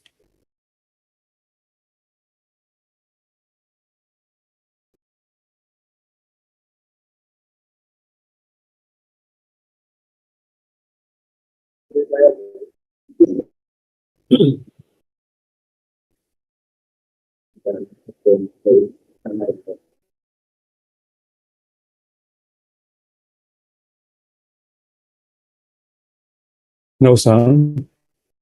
Sorry.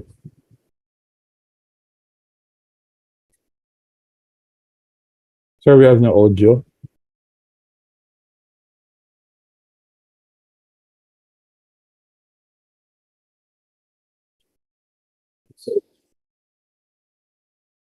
Sound check, please. Sorry, sir. It's still loading for the sound. Okay, thank you.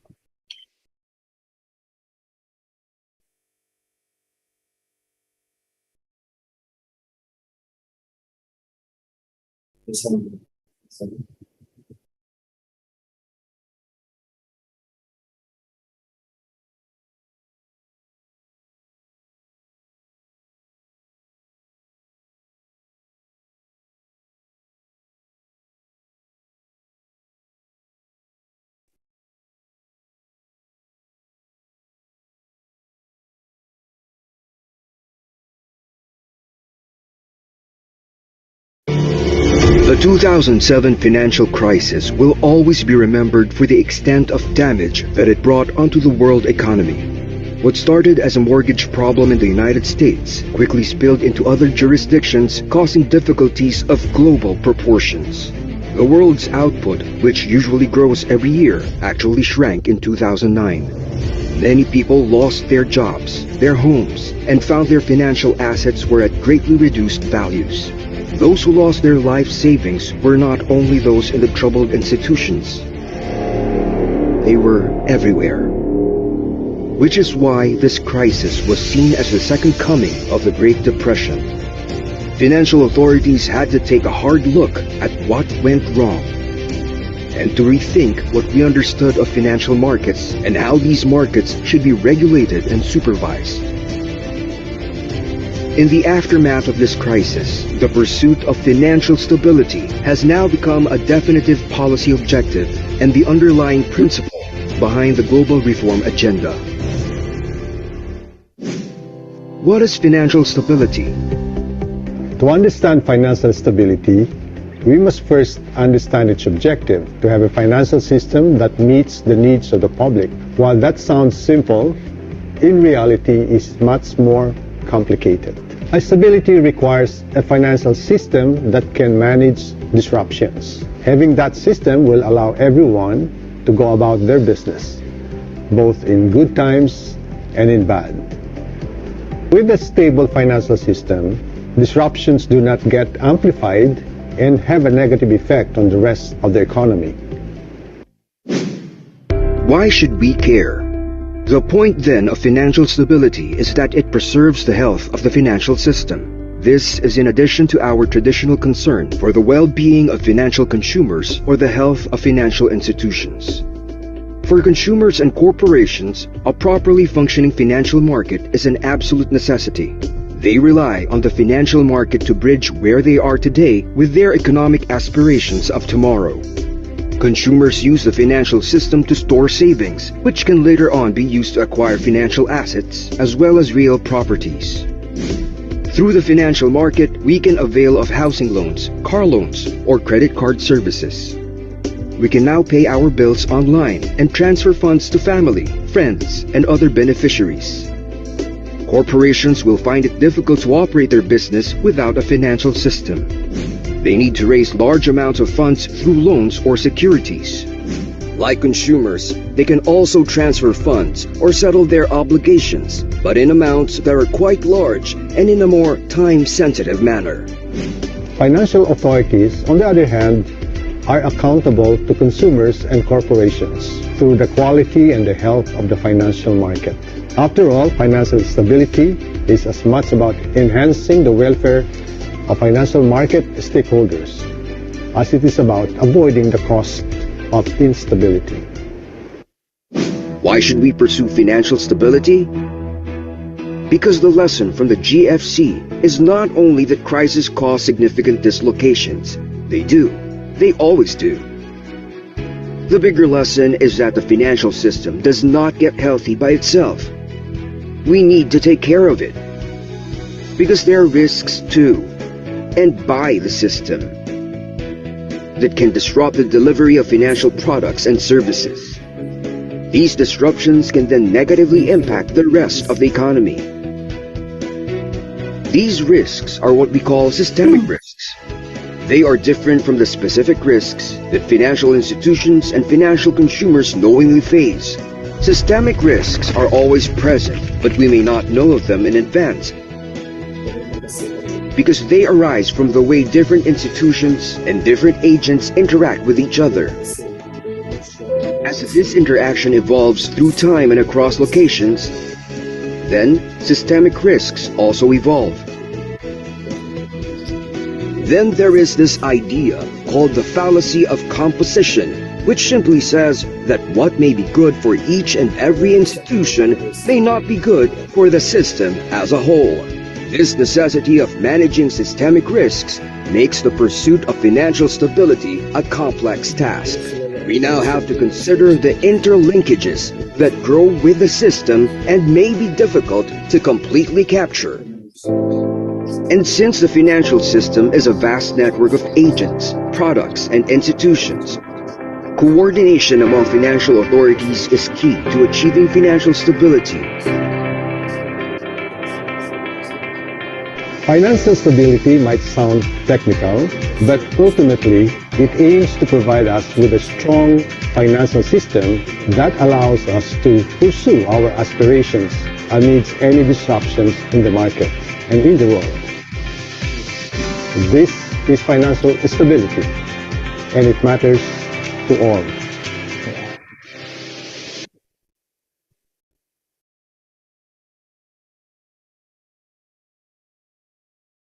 So financial stability, as earlier said in the video by our former BSP governor and now Finance Secretary Benjamin Jokno, is to have a financial system that meets the needs of the public and a financial system that can manage disruptions.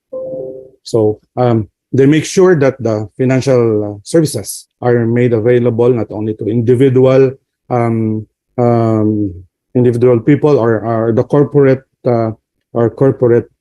customers, but to the whole nation as well. So a stable financial system should be able to withstood the disruptions on the financial condition, especially on not only on good times but in bad times, bad times as well. So financial system in the video plays a critical role for consumers, both the corporate and individuals, because it helps connect of what our hope and aspiration is in achieving or what we plan in the future or what we strongly desire, especially in economic aspect in the future. So historically, financial system developed through the banking industry. So the banking industry plays a critical role because of the nature of the real money or the purpose of the money itself. In this context, making sure that banks operate in a safe and sound manner is the number one interest of the government and the mandate of the Bangko Sentral ng Pilipinas. So banks, after all, manages our savings. It offers critical services in our transfer of funds and the payment of obligations while providing the businesses to pursue their expansion or their economic or other business operations through the credit facilities that the banking industry is providing. Banking authorities nurture this by defining the regulatory framework that encourages innovation, while at the same time monitoring the bank operations are within the prescribed governance and guidelines to avoid and to avoid the disruption, as this is the reaction also of all the financial, of all the central banks, not only in the Philippines, but as well as in the rest of the world.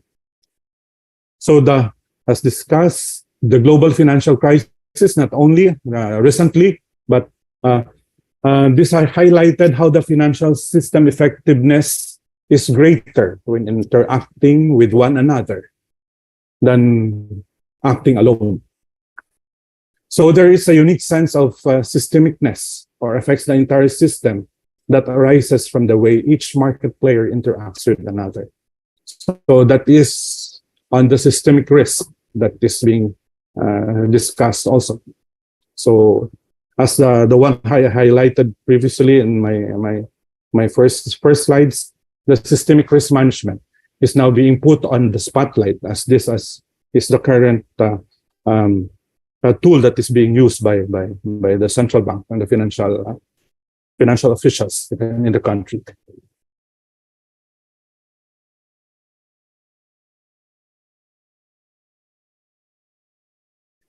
As well as the macroprudential policies are the financial policies aimed at ensuring stability of the financial system as a whole to prevent again the substantial disruptions in credit and other vital financial services necessary for a stable economic growth. So by defining the systemic risk, which I find a very relevant function of the financial authorities. This is the disruption of the flow of financial services that can cause an impairment or can cause damage on all parts of the financial system, and it has also the potential to have serious negative consequences for the real economy. An example on the BSP materials also that to further explain the effect of the systemic risk is, let's say you are on the national highway and it's rush hour in the morning, so everyone is making their self go for their time to get in time to their work and school. So one of the cars or transportation comes out or does not function. What would be the effect is it will cause traffic along that national highway. So everyone will be looking for alternates or ways to get through to their businesses or their regular day-to-day transactions. So some might see side roads to go through, and then suddenly all of those commuting see that side road also. So instead of an easy flow of traffic, suddenly those side road is also congested. So that's the concept of this systemic risk. So the definition clearly makes the effect on the economy as the ultimate barometer without which a disruption would not qualify as systemic.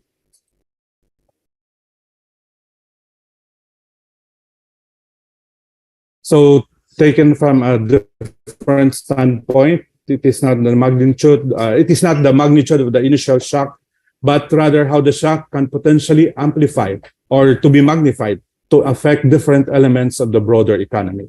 So this is being carefully looked into and monitored by the financial authority, especially on the systemic risk. So this focus is a recent concern and initiative of our financial authority on the macroprudential policy that is being issued to manifest these negative externalities, meaning the behavior, the impact of this concern that will affect the system as a whole. So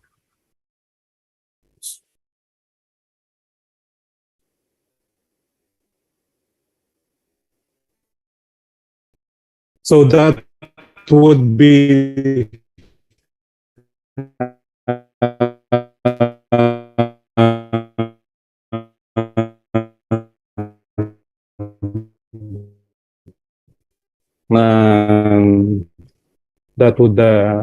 that is the end of my update on the financial the Philippine banking status, and hope you have gained also an insight on how the Philippine banking system works. And before I end, I would like to University to our Vice Rector, Manchasi Arquisola, as well as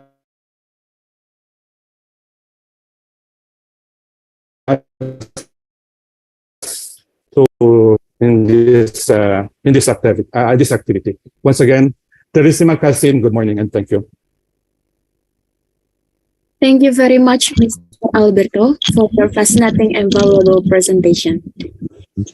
After we heard all of material that presented by our speaker today, now it's time to have a discussion with our speaker by question and answer session. And we are glad to receive question in here. And now let me read the question one by one. The first question is from Mem Monica Kustia Ciptani from President University. The question goes to Mr. Josep, Mr. Alberto, and Mr. Dayan.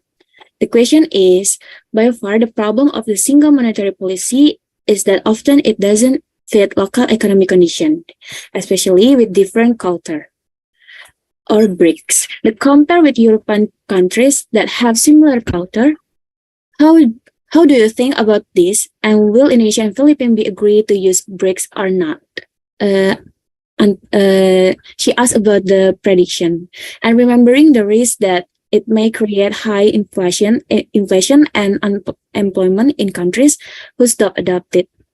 And how do our banking system be ready about using BRICS? And the first maybe goes to Dr. Dayan Hakim. Is that ready to answering the question? Okay, thank you, Arinjani.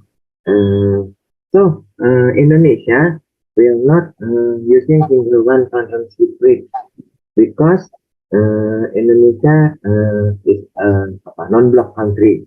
So right now Indonesia try to pursue all Asian countries, Asian Southeast Asian nation to using another single one currency. That we can read in the media that Sri Mulyani pursued all to all nations, Asian nations. That will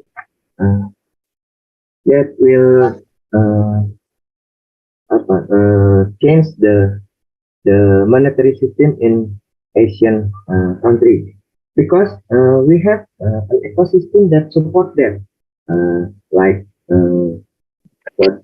such as payment gateway, clearing system, Asian SWIFT, and internal trading. That Asian single currency will be used in September 2023. Maybe Asian will have one single currency in September 2023. This is from me, Ms. Arinjani. Okay, thank you, Dr. Dayan, for your detailed answer. And next is Dr. Josep Ginting to add some of the opinion. Okay, the first question from Ibu Monica Kuseta. Thanks for the questions, Ibu Monica. From me, myself, I look at there is no urgency for Indonesia to join the BRICS. Yeah, also for Philippines, because nowadays Indonesia need to focus on the budget test, and then how to maintain the Indonesian rupiah currency. How to maintain the rupiah currency is to strengthen the economy, to get the trust, more trust from international to coming into Indonesia. And then, nowadays, we make a big deal with China. Yeah, especially in building the Ibu Kota negara in Kalimantan. Mostly the investor and then the developer come from China. So I do not see the urgency to join the BRICS, even though we have no in the BRICS member, we can run the economy. The most important thing is how to strengthen our economy. That's the first thing. The second question from Ibu Monica: how do our banking system be ready about using BRICS? There is no problem in our banking industry now. Yeah, I do not see the problem in macro and micro economy in Indonesia. Yeah, there is no bank with the problem of financial, different with the crisis in 1998. Yeah, this is very, very different. So if you ask me about the impact of a breach toward the Indonesian banking system, there is no impact because our job is to maintain the Indonesian rupiah. Imagine this: if the Indonesian rupiah strengthen against US dollar, we get lost in export. That must be considered. So we have to maintain the balance of the Indonesian rupiah. That's for the Ibu Monica Kuseta. Do we have to answer Neng Hori to Solimah? Before that, Dr. Josep, can I ask about opinion from Mr. Alberto first? Okay. Please, thanks. Thank you. Yeah. So next is Mr. Alberto. Can you add some opinion about the question from Ma'am Monica? Okay, good morning once again. On my understanding of the impact of BRICS or the contributions of this group of countries to the global economy, it cannot be denied that the output or the potential for this group is substantial, as their contribution to global GDP is quite substantial also, but they will play a key role in the world's economy as producers of goods and services and potential for the markets. But this will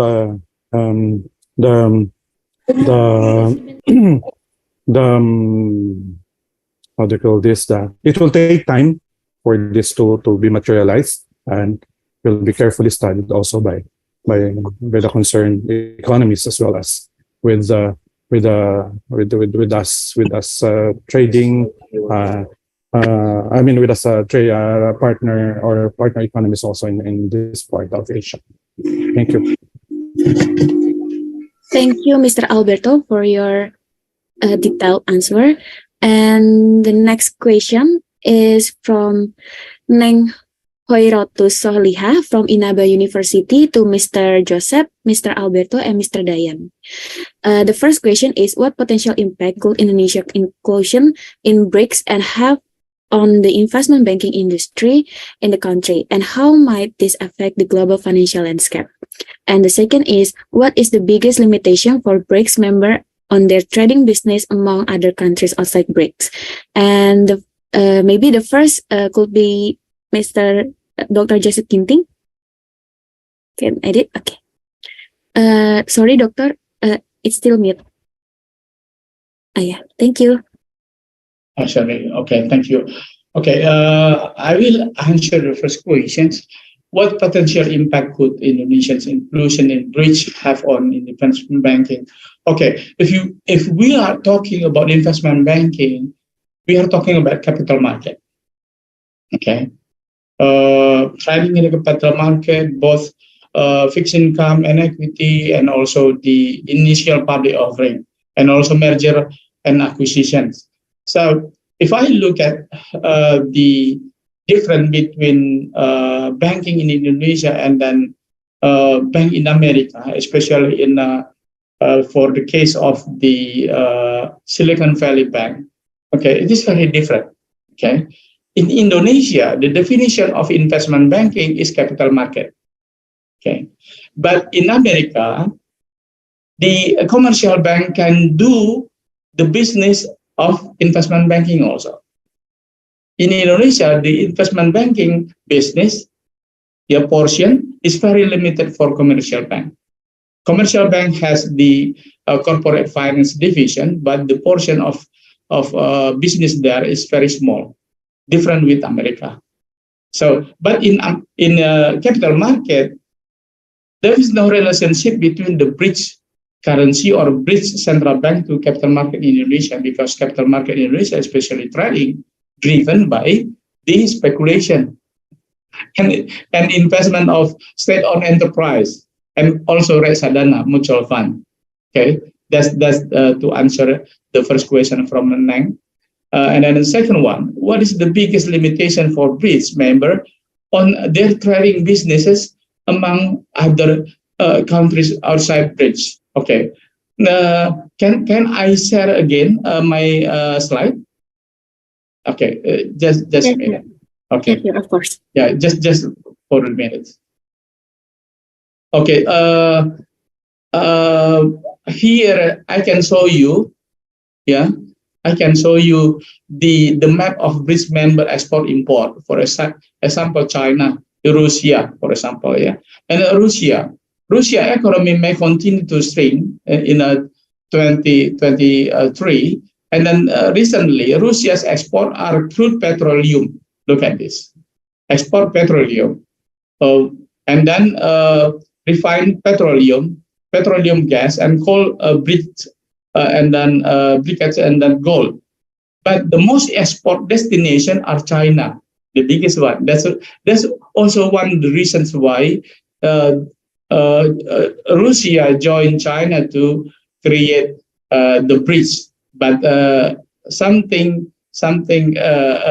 funny here, yeah, that even though Russia export directly to China and then use China yuan or ruble Russia as the pricing of export import, but they still have the impact of the USD, because, for example, like this, how much the price of crude petroleum or refined petroleum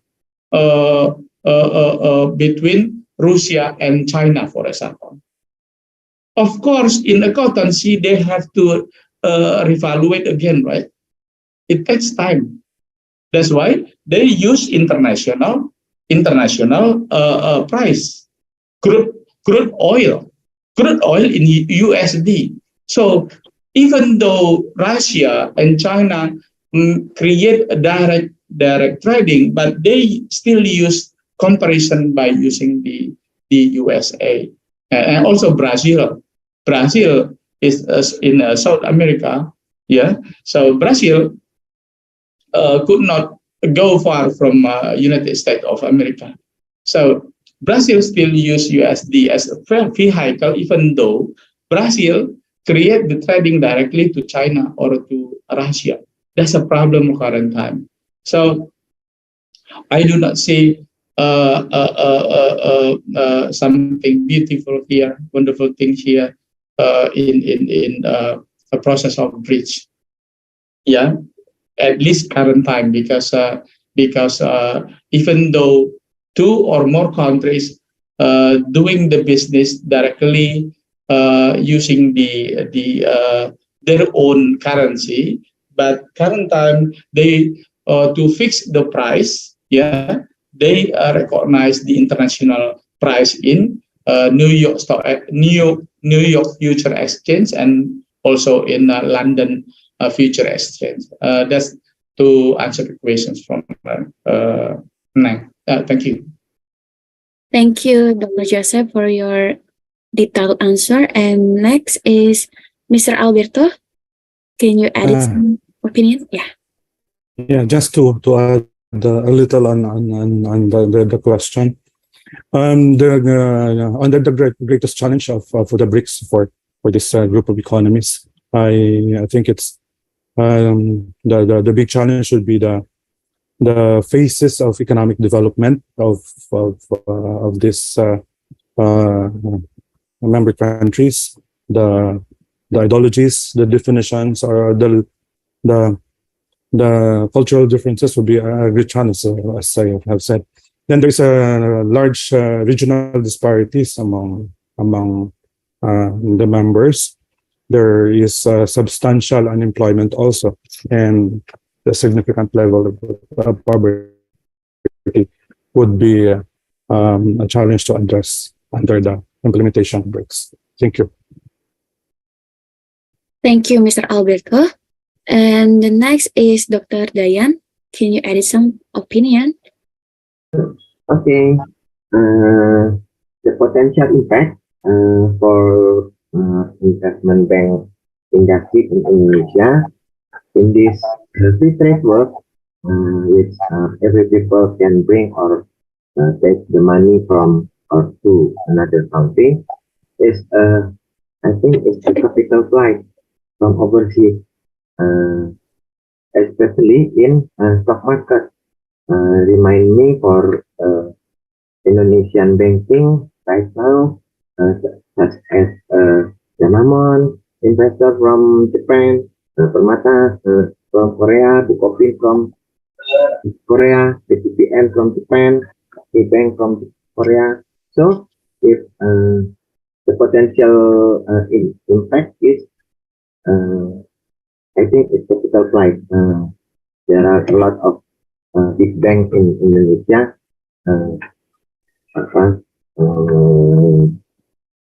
By another overseas from investor. Okay, that is the potential impact. So the biggest limitation for the BRICS is stability foreign exchange value, because with from last year before BRICS, all transaction using dollar. So if we going straight to Ghana or Nigeria, we using dollar. But right now, because the dollarization, we must negotiate with this country. So we cannot, of course, supply demand will be using for this solution. To another country. I think that is my answer. Thank you, Dr. Dayan. And before our next question, I would like to ask the audience if there is a question, you can raise hand by reaction and also open your microphone. Okay. Thank you, Dr. Dayan, Mr. Alberto, and Dr. Josep for the question from Neng. And the next is from M. Adrian Aryasena from Inaba University to Dr. Josep. And the question is, according to your slide, once mentioned that BRICS is very difficult to build a new one currency. As we know, USD is still the strongest currency that used in international trade. But if we may ask, how if BRICS success to build the new currency for Asia Pacific and no longer depends on America? Adding to information from CNBN, ruble is the best world currency in the world against USD because ruble have 20% stronger than USD. What will happen to the economic system in the entire world if BRICS launch his currency and not doing USD anymore? To Dr. Joseph, you can answering the question. Thank you, Arinjani. Good question from Ardian Arya Sena. The first thing is about the difficulties here to establish the central bank of BRICS. If you remember my slide presentations, I've already shown us that the BRICS members, especially China as the leader of BRICS, face difficulties to establish the central bank. The first is about the equality of the size of economy. It's not balanced. Yeah, China is the biggest one in the top economic performance. Number two, the system. It is different between central bank of the Europe Central Bank and BRICS. Europe Central Banks can be controlled directly because they are in the same region. And then, of course, single currency for the countries in Europe is good. That's based on the theory of economy. Okay, that's the theory of economy. Okay, number two, how if the BRICS success? Yeah, it is good because USD will have the competitors. Okay, USD will have the competitors. Of course, the price or the real price, the nominal price of USD will be down. Okay? Will be down because many countries use bridge currency. Okay, this is good for a regional. At least USD weakening against another foreign currency, but we have to look at deeper about the export and import. For the country like Indonesia, export income is very significant after the tax.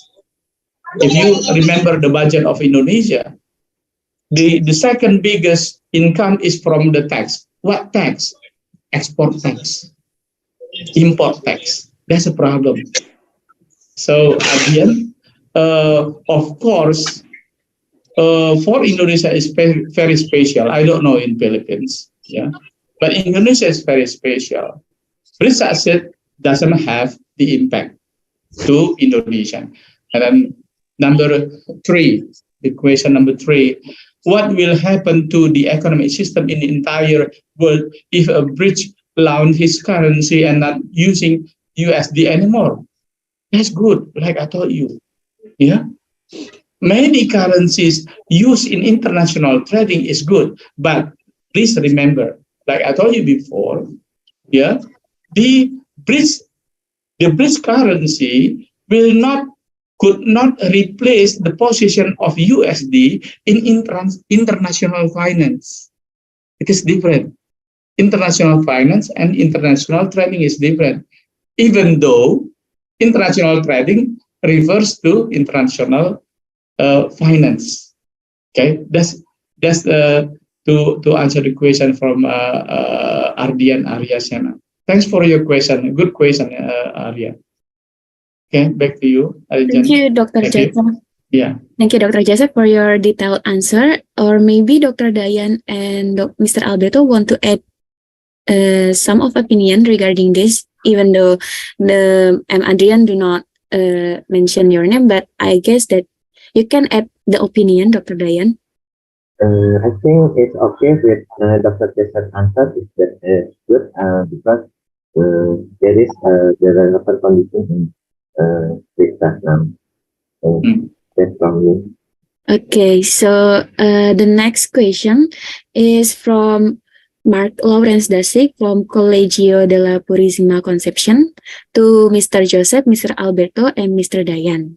The question is, what were the root causes of the failure of the U.S. bank, and what measures can be taken to prevent the similar phenomenon from occurring in the Philippines and Indonesia?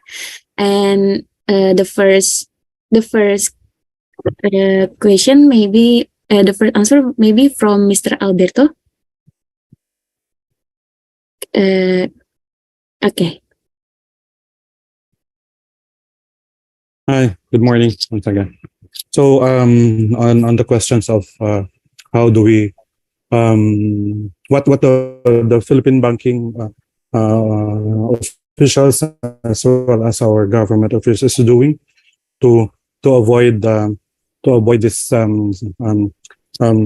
this crisis occurring in the Philippine banking system. That's what I have said. Sorry, I'm on the low but already. That's what I've said. The Philippine banking system has implemented since the global financial crisis the necessary measures and policies to address the occurrence of this this shocks or risk to the financial system. And as I've explained earlier, luckily we're able to through the strict monitoring and implementation of the Bangko Sentral de Pilipinas and the Philippine banking Philippine officials were able to maintain the healthy condition for the banking sector because of this strict compliance and implementations of those policies that protected the banking industry as a whole. I hope this answers the questions. Thank you. Thank you, Mr. Alberto, for your detailed answer. And the next, maybe we can heard by Dr. Dayan Hakim. Okay. Yeah. So the root cause of the U.S. bank collapse maybe is the negligence of the CFRM auditors in auditing the financial reporting, financial statement, because they did not They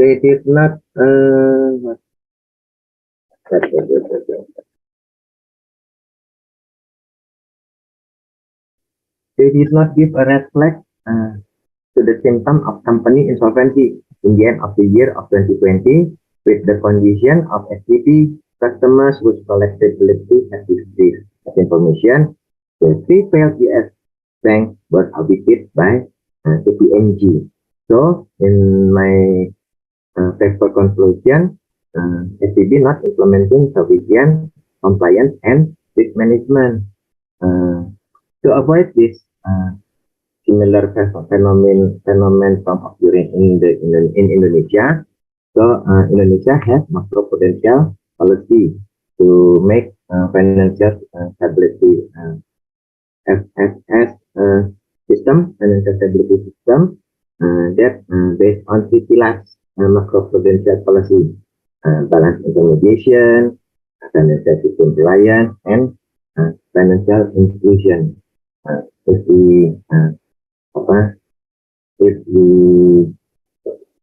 all the banking industry using compliance and risk management, and then the regulatory supervise how banking industry implement that compliance risk and management. It will prevent similar phenomenon occurring in Indonesia and maybe in the Philippines. I think that's my answer. Thank you. Thank you, Dr. Dayan Hakim. Maybe we can hear another opinion from Dr. Josep. Okay, thank you. These are good questions. Yeah, what were the root causes of the failure of U.S. bank? I can see directly too optimistic and then having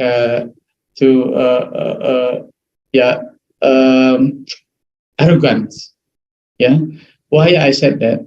Because if I look at the second group of banking in America, start from the Republic Bank and then also the Silicon Valley Bank, they run the business in corporate banking. That's the problem. So can you imagine if the bank play the stock? Okay, if you remember the accounting for banking, everything must be mark to market, and they place the money, receive the money from a deposit, deposit owner, and then put it on capital market. And then if you look at the structure of asset in Silicon Valley and others, more than 20 up to 30% of the asset allocated in capital market. That's the value of the U.S. bank. Different with Indonesia. I don't know exactly in Philippines. In Indonesia, the bank is not allowed to invest in equity. Even in a debt instrument like the bonds, must have the rating of B or A, and then the portion is different. And then reksadana also. Reksadana or mutual funds is only for the fixed income reksadana or fixed income mutual funds. Yeah, that's in Indonesia. So I do appreciate for the regulator in Indonesia for the risk management. It is a good way. Yeah, already created since we had the crisis in 1998. The fail of Indonesian banking sector in 1998 was about the risk management. Okay, they give the loan to the group. Okay, there is no limitation, and then the bank allowed to invest in equity market. But current time, since the crisis of 1998, all the banks in Indonesia were not allowed to invest in equity market. That's the difference between Indonesia and America. So very clear now for Mark that the failure of U.S. bank is about about risk management. Yeah, self-confidence is too high in the U.S. Okay, that's why that's the causes of the failure in the U.S. bank. And then the second question from Mark: what measures can be taken to prevent a similar phenomenon from occurring in the Philippines and Indonesia? Okay, we know all. Philippines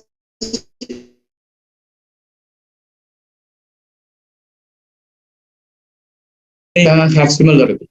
We have, as compared to others, our currency is too weak, but we need to improve. We need to improve also our GDP. So, what are the similar things here I need to consider? Is about the risk management of banking. Yeah, just put the self-confidence higher, self-confidence outside from our banking sector, and then the risk management of banking sector must be strengthened. That's the job of our central bank in both countries, in the Philippines and Indonesia.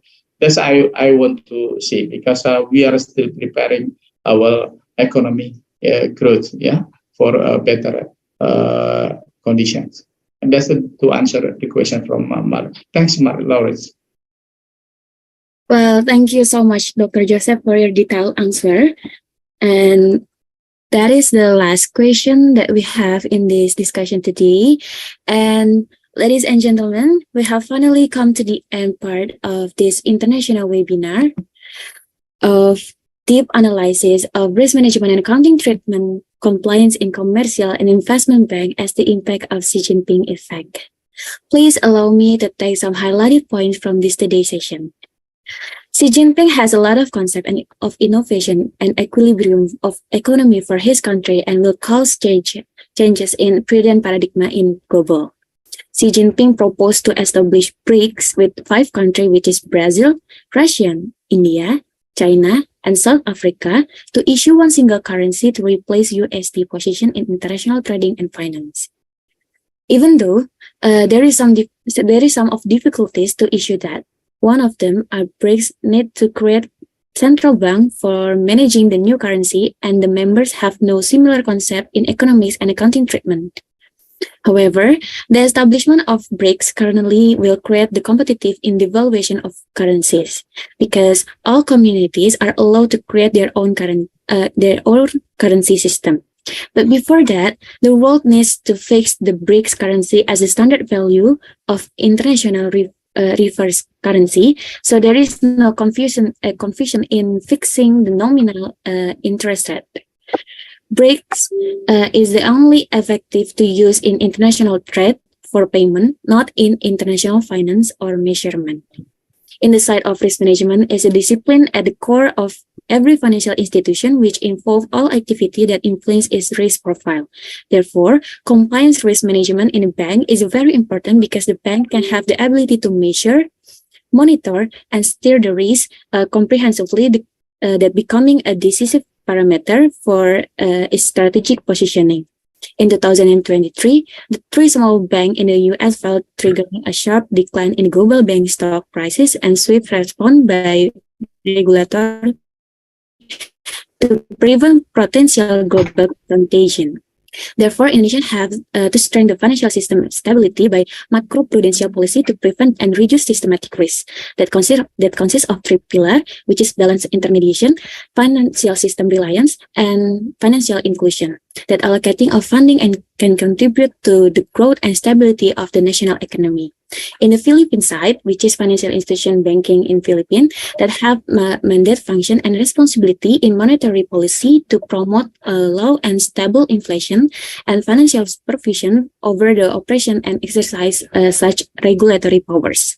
The result is nowadays financial system stability of Philippine financial institution can improve profitability and asset quality and no exposure to affected banking institution, means growth adequately. And also important is financial system is to avoid risk and meet the need of the public, and the result is to achieve it and well prepared for the future. And finally, ladies and gentlemen, I would like to thank the speakers, Dr. Josep Ginting, Dr. Dayan Hakim, and Mr. Alberto A.Biclar for their informative and interesting presentation, and also to all participants for active participation.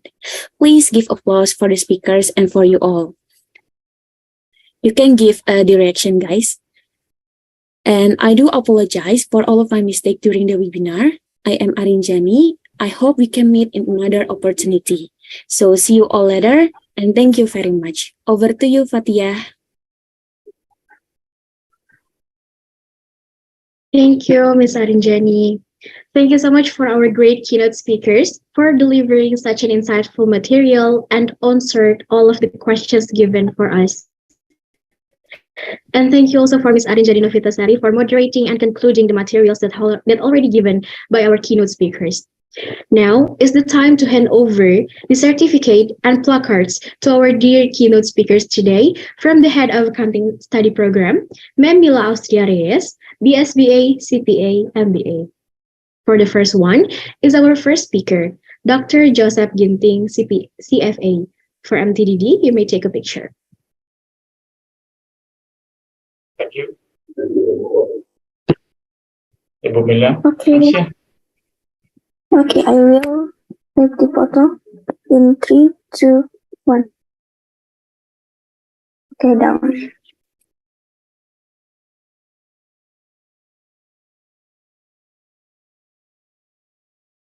Okay, ready.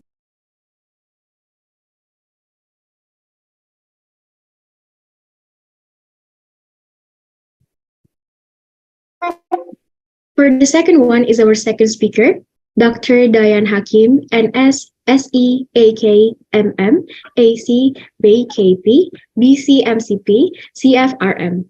For MTDD, you may take a picture.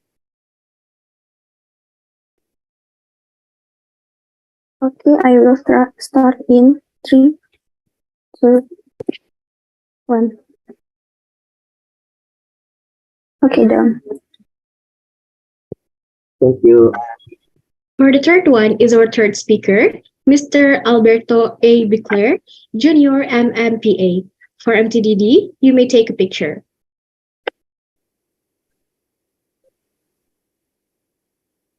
Okay, I will start in 3, 2, 1. Okay, done. Thank you for dear Mambila, speakers, and MTDD for taking the pictures. Now, we have come near to the end of the international webinar today. But before that, we are going to hear the closing speech that will be delivered by Patricia Olivia Sijabat as the Vice Chairperson of Accounting Club. For Patricia, time and place is yours. Assalamualaikum warahmatullahi wabarakatuh. Om Swastiastu, Namo Buddhaya, Salam Kebajikan. Shalom, good afternoon. I'm Patricia Olivia Sijabat, as Vice Chairperson of Accounting Club. Would like to send my deep gratitude for all the speakers, Mr. Alberto, and Mr. Dayan, and Mr. Josep, and for all participants that are already attends this event from the very beginning until the end. It's honor for me to be a part for director supervise the team for this event. Hopefully, all of the materials that already delivered by the speaker can be a new knowledge and insight for us that will be useful for our future career and especially accounting field. Thank you. Thank you, Patricia, for the closing speech. Next, we are going to hear the closing speech that will be delivered by Desvi Intan Fitriani as the Vice Project Manager of today's international webinar. For Desvi, time and place is yours. Assalamualaikum warahmatullahi wabarakatuh. Good afternoon, everyone. First, I want to say thank you to our great speakers that have attended this international webinar event that has collaboration among President University, Inaba University, and Colegio de la Purisima Concepcion. Thank you for Mr. Josep that discussed about international finance model beyond BRICS currency.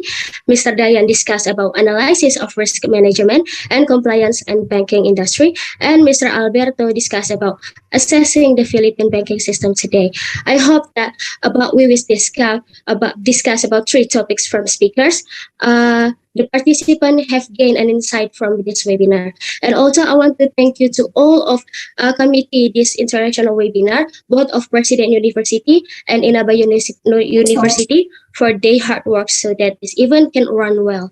Of course, it's not easy to organize this big event. Big thanks from me to committees. That's all. Thank you. Thank you, Desvi, for the closing speech. Ladies and gentlemen, we are now at the end of the international webinar, Deep Analysis of Risk Management and Accounting Treatment, Compliance in Commercial and Investment Bank as the Impact of Xi Jinping's Effect. But before we close this event, let us take a picture to keep this memorable event forever. For MTDD, you may give us a direction.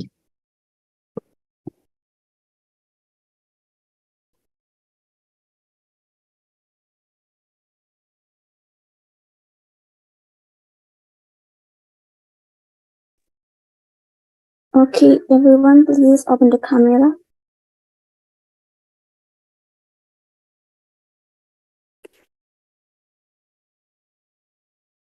Okay, I will start from slide 1. In 3, 2, 1. Cheese. Okay. Slide 2. In 3, 2, 1. Okay, slide 3. In 3, 2, 1. Slide 4. In 3, 2, 1.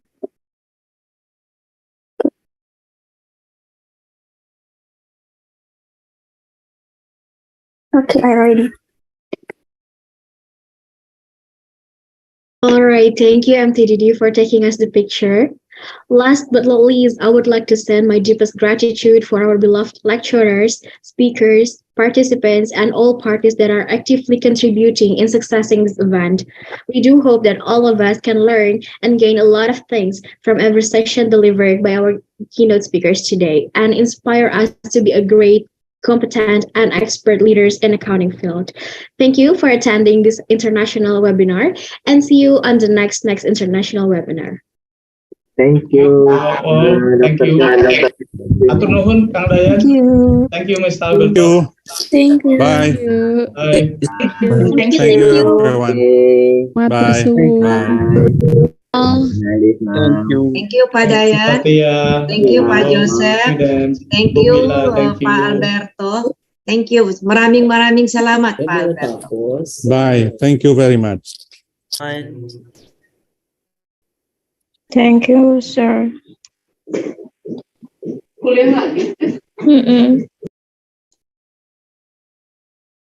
Thank you everyone from CPC community.